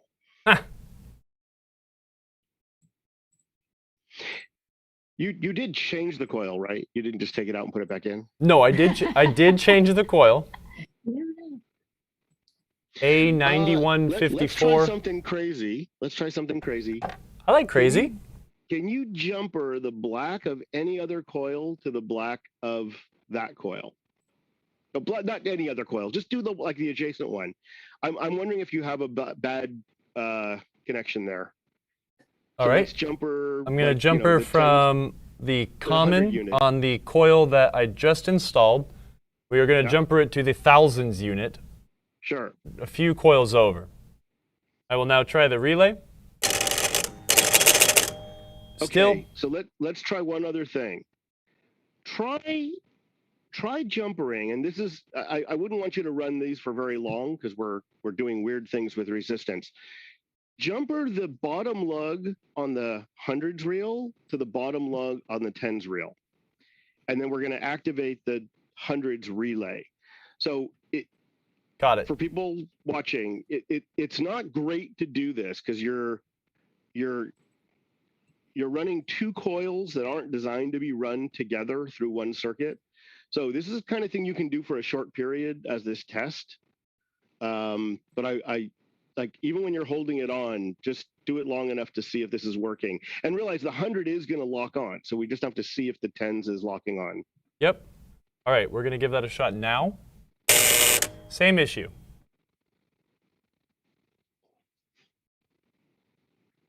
Daniel said maybe the spring is too strong on the score wheel mechanism. The string at the bottom of what were you calling it? That long metal piece. Because that's the one you're sort of fighting against. Are we? Daniel, are you talking about the finger that rests up against the score reel? No, I think he's talking about the spring at the bottom of the. Oh, what did you gave it a name today? A compression spring. I think that's the only thing I ever called it. No. The plunger pulls on this metal piece that advances the ratchet. Yeah, I was always calling it like a carrier. The carrier. So the spring at the bottom of the carrier, it looked good on video, but I couldn't tell if it was the wrong spring. No, I'm pretty sure that's the right spring. From my mild experience of doing this, it felt right. It's a bigger, thicker spring, but it's not very tight. Yeah, Daniel confirmed that was the one he was talking about. Okay. But he's not, that is a good place to look, but I don't think that that's the issue. I think. And you're sure the 10s of all the other players work fine? I'm pretty sure we confirmed that, but you know what? Instead of running on assumptions, let's make sure. Actually, you could even just advance the player unit one step and try it. And it should do player 2. Because we are the game now. Okay. That locks in place. Player 3 also locks in place. Player 4 locks in place. So I definitely, it seems, now tell me if you agree, it seems like the issue, it absolutely does exist in this unit right here. Which to me makes me think, keep looking at that dang end of stroke switch. The only thing I can think of is like the coil stop. If the field is collapsing because the stop looks okay, but it's not okay inside. The stop, I'll be honest, the stop is worn, right? It is worn like a normal coil stop is. So something I learned about coil stops from Mark Gibson in the online clinic. I didn't understand how much physics went into a coil stop for an AC coil like this. DC coils, it's just a slug. It's just a hunk of metal. In an AC coil like this, inside the coil stop, there's like a little coil. It's not really a coil, I think, but it is designed to fill the magnetic field between the sine waves of the AC circuit turning on and off. Your fluttering doesn't seem to be 60 cycles. It's a lot slower than that. So I'm not sure, but if the coil stop is cracked, like if the slug in the coil stop has cracked, it's going to wreak havoc on that magnetic field. Interesting. I'm not explaining it great, but you're kind of getting what I understand of it, right? I'm picking up what you're putting down. You might not even see it. This is so bizarre. I'm not opposed to maybe going and seeing. Have we tried this? When you're doing a reset of the game, does the 10s reel go okay? So let me see. It is it's relay Z1 I'm just looking at it on the schematic here. I think, yeah, the schematic's still up on the screen. Yep. So the ones unit is also advanced when it's not at 0 through Z1, and I'm just following this wire back now. Wow. That's where it jumps in the player unit. How does that get there? Wait a minute. When you're in reset.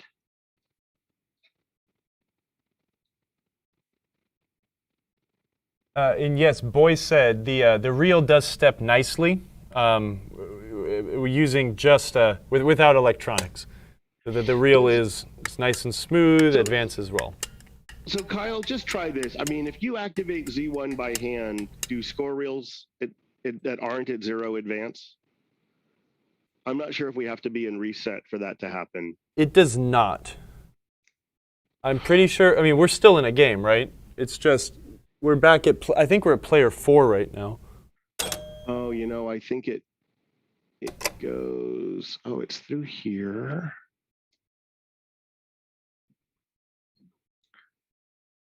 Yeah, I think you need to be.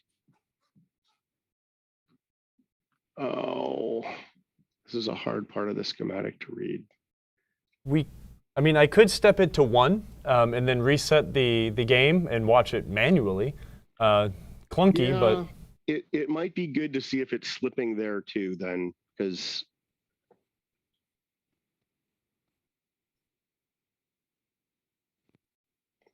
So actually, Kyle, one thing you can do, if Z1 doesn't advance it, you need I think you need the player unit to be past player 4, ball 5. okay. So there's a few extra steps in there it uses as part of reset. And in one of those, Z1 should be advancing some score reels. See, I'm at player 1, ball 4, player 1, ball 5, and now the double bonus relay clicked on. So you said, which step do you need it at, David, approximately? It's going to be 1 or 2 or 3 past player 4, ball 5. Past. Okay, so I'm going to step it to player 2, player 3, player 4, ball 5, and now we've got 1 step past. I'm going to try hitting Z1. Got nothing. 2 steps past. Nothing.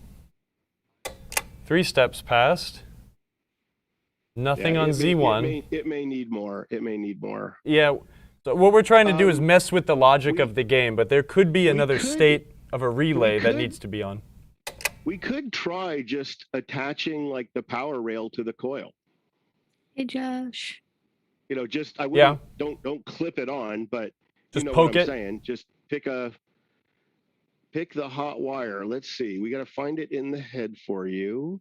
I'm looking back at so it's. Did I yank it off like the credit unit, or no? That has to be triggered by a relay. It's red, white. I'm going to find you a switch in the head where you should be able to find that red, white. I mean, I see red, white all over on every scoring reel, or every scoring relay. I think that's hot. I can measure it while you look. Actually, on N, you know, the other side of that switch, where we pick the blue, yellow. Yeah, the that's other red, side white. Of that ought to be hot during a game. It's red, green. Red, green. I see red, green. Yes. Let me start a game again.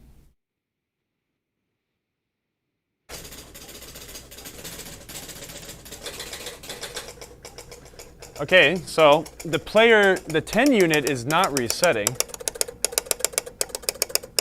Is it not advancing?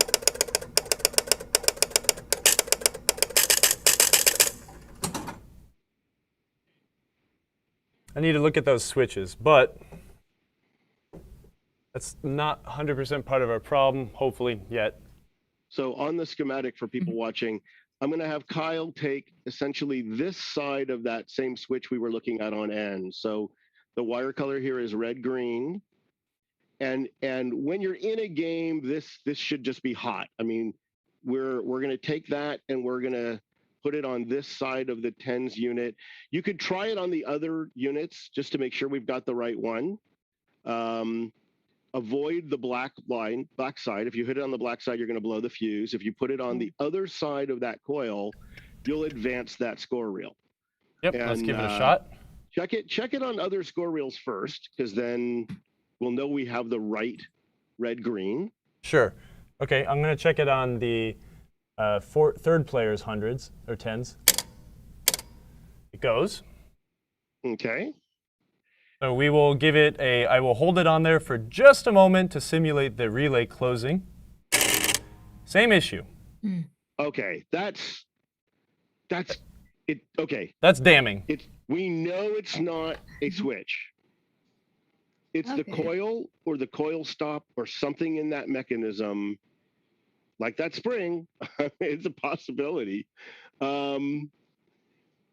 I mean, the spring is kind of a good call. It's the kind of thing where if somebody was fixing these and they dropped that spring and they couldn't find it, they'd go to the hardware store and they'd try to buy something that looked the same and might not be. So I don't know if you're taking two score reels apart to move a spring over just in case.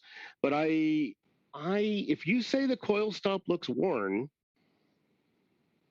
I mean, what we'll do is I think we'll go for a twofer. I will make sure I get a new spring. I will get a new coil stop, and we'll see if that's an issue. And I mean, right, like if we think about this even if you've got a 4-player game, I mean, 90% of those games are probably going to be a 1-player, right? And especially on a game that awards 10s and 50s like they're going out of style, this is the score reel that gets a ton of abuse. Oh, yeah. It is much more likely for this to have worn out components than this, right? The player 3 or 4 unit of the same denomination.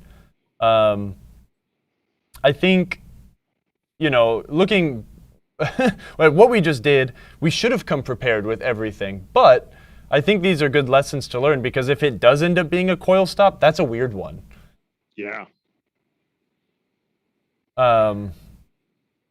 I think we're just going to unsolder this one and move it here and put. No, I'm just kidding. We're not going to do that.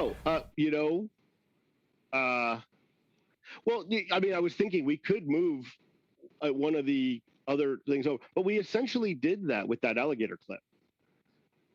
I mean, we know that the problem is here.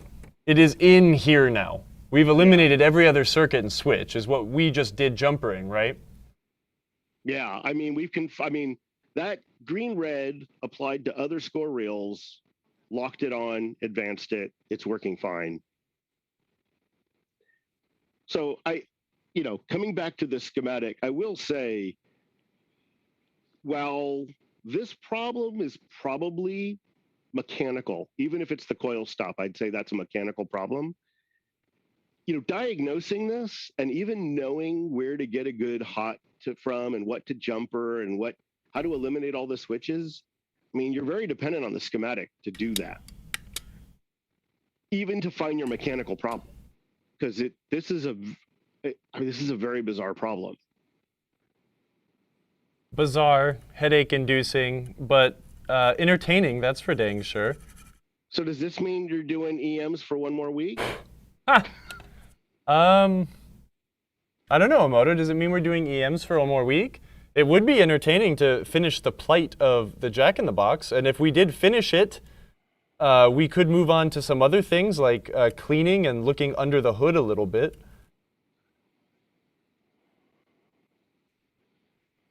I think her microphone may have died, so I guess I'm in charge now. I'd just do oh, she's back. Yeah, I think we should. That depends on if you're willing to jump on the show next week with us. Oh, I guess I should look at my calendar. I mean, it's always good to have someone with more experience and a different perspective. I would not have automatically just started jumping to, trying to jumper things like that. But that is absolutely the quickest way to rule out so many other things. I was going to say, when you work on a lot of solid state games, you get very dependent, or correctly so, but you learn to use the diagnostics built into the software. And you can ground a coil to test a coil, but you're using that software diagnostics a lot more. On the EM side, I use my alligator clip leads all the time. I'm either jumping past a bunch of switches because I'm trying to see is the problem in one of these switches. I was working on a game a few weeks ago, and unique to the circuit I was having trouble with were about 6 or 8 switches. I mean, I like to use the schematic to sort of isolate a switch to a function and, test switches that have multiple functions with something else so I can eliminate. Well, I had 8 or so switches that had to work for this circuit, and I tested all the switches. Everything looked good. So I finally started jumpering, and I jumpered all the ones in the cabinet. I still had my problem. I jumpered the 2 that were in the player unit, the place where we're looking now, or where I had you looking at P1D. I jumpered 2 switches there, and my problem went away. And then I jumpered 1, and my problem went away. And I looked, and while the switch was closing, it wasn't closing tight enough, or it wasn't quite clean enough. I had cleaned it, I had checked it, but until I jumpered it, it still didn't jump out at me as being the problem. So yeah, I do alligator clip leads to jump over switches just to kind of find the problem switch. And in this case, we discovered it's not a switch. There's something about that score reel. That's the problem. Wild. These are the exciting problems, but this is definitely a problem. I mean, being totally honest, none of these things that David just suggested are things that I would have thought to do first, mechanical-wise, right? I wouldn't have said try the coil stop, but I've learned that. AC coil stops are very special, but I don't think this is the behavior we would see. So I'm kind of leaning toward Daniel's talk of the spring, but you'll have to try the spring and let me know. Yeah, well, we'll definitely. I think the thing is just since these are so labor intensive to take apart, I think we will do both of them at the same time.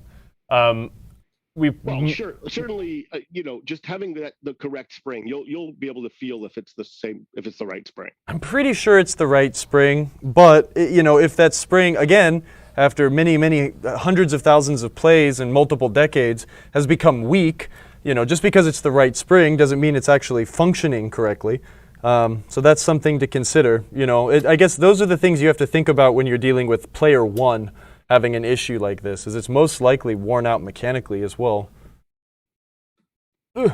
I'm just poking and seeing what kind of deflection I can get off of the springs in different positions, but I mean, it doesn't feel blown out. How did the ratchet feel to you? Did everything about that? Oh, that wouldn't cause it to turn on and off. It feels good. I mean, the engagement from full click forward, I mean, it's very smooth. I can hear everything locking into place once it's met its full extent of travel, right? Click. Well, that time it didn't snap because I let it go too slow, but it snaps in place. I can hear that backing blade really click in. No, even if that were all not there, I still think that the coil should pull the plunger in and hold it in. It's not.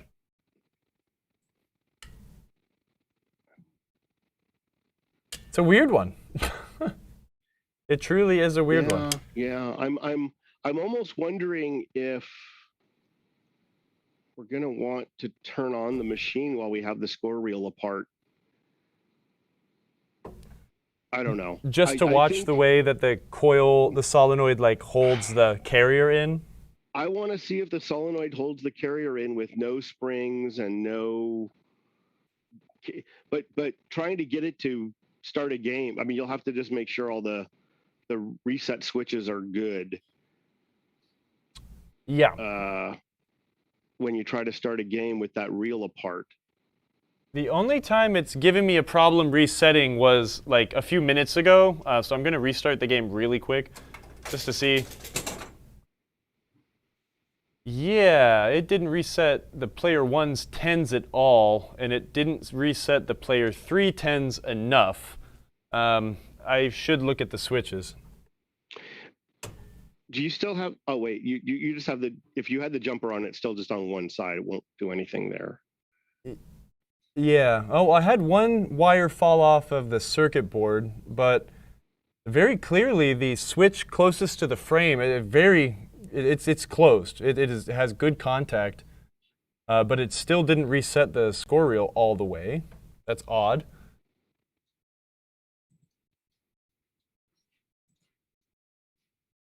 Looks like we've got an uphill battle ahead. What did I do to this poor game?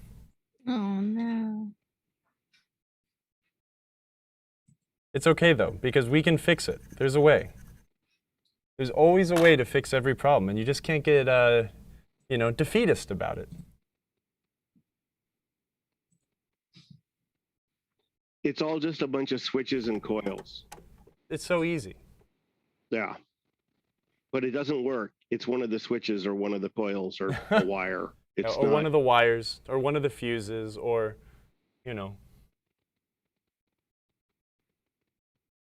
What's up, Warlock Pinball? Thanks for joining us.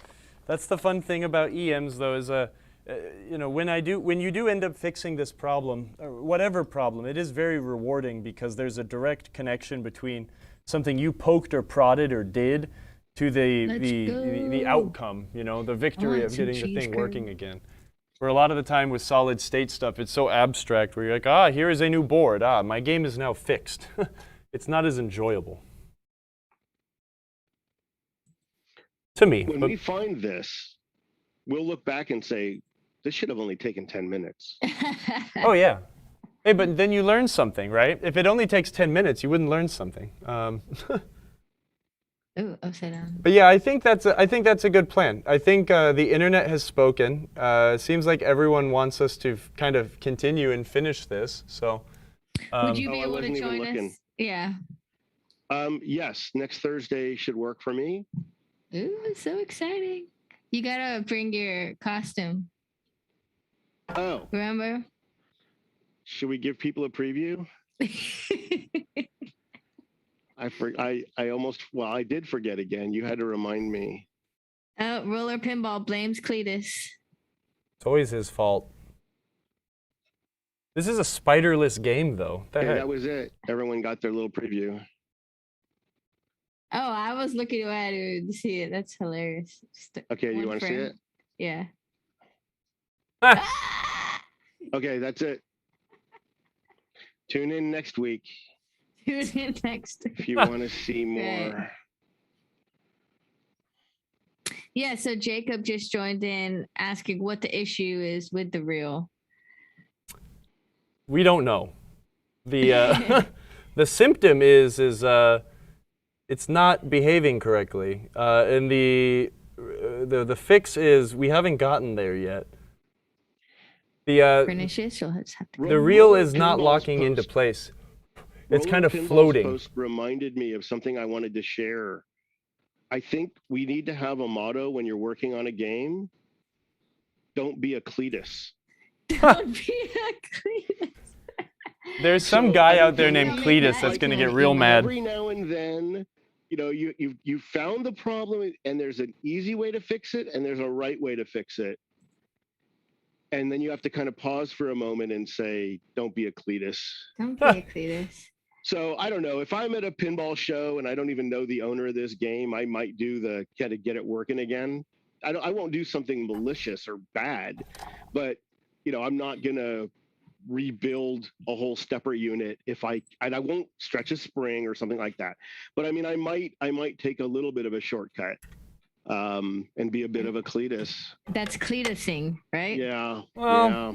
Sometimes though, I think it's like there is a. You can be tactical about these sorts of I'll make it roll. Cletus types of maneuvers.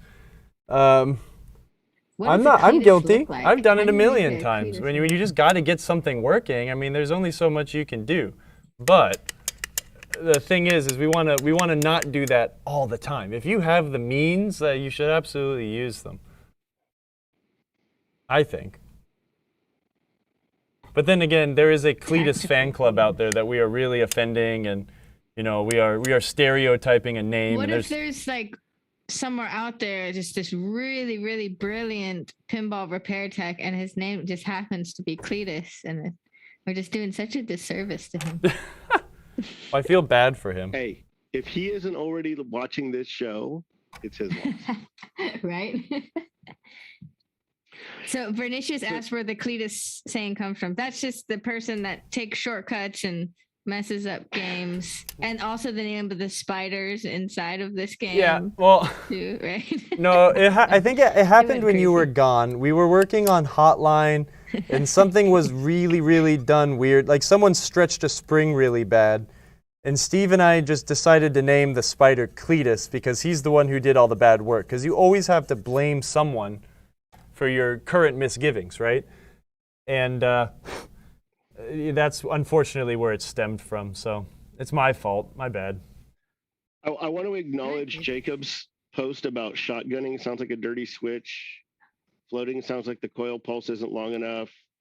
So, Jacob, we've gotten to the point where we have just hot wired the coil and it won't hold on. So there are no switches involved anymore. We've actually replaced the coil today. So we're now at the point of thinking coil stop or possibly the wrong spring in the mechanism that's pulling just too hard for the strength of that coil. But yeah, normally, we've already gone through all the switches, all through the other stuff, and until we finally got to the point where we're just attaching voltage to the coil and it's happening. Yeah, this is a weird one. But again, we're thinking that it could be a mechanical problem just because player one gets played more than all of the other players. So we're at the point where something is most likely worn out, and we have to figure out what that is. I'm going to restart the game really quick for my own curiosity. It'll be loud, but... So it's not resetting the player 1 or 3 10-point units at all. And now I'm afraid I did something weird. I left them on 1 and they did not reset 1 bit. And they're very clearly, the switch that should be closed is very closed. Oh my goodness, what did I do? I'll have to mess with it a little bit and see if I can get it right back to the point it should be at. But yeah. Maybe David and I can stay on stream for like 10 minutes after we end the stream, and I'll get this part figured out. But, what did I do to the Z1 and Z2 relays? Never mind the man behind the curtain. Yeah. The wizard himself. Yes, I'm available to stay on for a little bit today, and we'll not bore everybody with a million things we might be trying. Or not boring them, but maybe confusing the matter. It's there's a fine line. The player 1 tens and the player 3 tens are reset using different relays. So it would be strange that would be happening. Yeah, well, I'm afraid that I'm wondering if I messed with the switches in the wrong way, and like I feel like I know exactly how these things are supposed to go. It is, right, against the frame, that switch is supposed to be closed when not on 0. The center switch and the switch furthest out are supposed to be open until 9, correct? So, wait. Of the 3 switches on the top of the reel. Yep. The one closest to the frame. Yep. Is the 0 switch.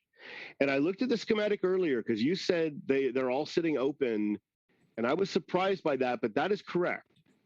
They should normally be open at 0. The last era of Gottlieb are all open at 0, I'm pretty sure. The second switch away from the frame is the run-out switch, and it should be open at 0 and closed at everything else. And then the third switch is the 9 switch. It's only closed when the 9 is showing. So it looked like you had that correct. I think I actually had the run-out switch adjusted a little too open because I forgot. Okay, yeah, no, it's this. this is the thing why it's important not to try to memorize things, and it's important to look and see what else is working, because I think Gottlieb changed their 0 switches like 3 or 4 times. Yes. And currently, the 2 that are not working are adjusted improperly. The center switch is supposed to be closed at anything that is not 0, and currently I had them set to be open. So there's my problem. Yes. I should have not used my brain and used my eyes, which is more important than your brain most of the time. Okay, well, we might have just figured that out. So anyways, do we have any closing news we need to talk about? Yeah, sure. Well, let's go ahead and unshare your screen, David, and then I'll readjust us to here. There we go. All right, so everyone, you heard it. Next week, we will be back with Jack in the Box and solutions, hopefully. To how to fix this mysterious score reel issue. For whatever reason, I think the only thing we need to say is that if I do not have the correct part, we might need to come up with something else. But there is, I should be able to get the correct part, so no worries there. Yeah, good thing we work for the largest pinball parts company.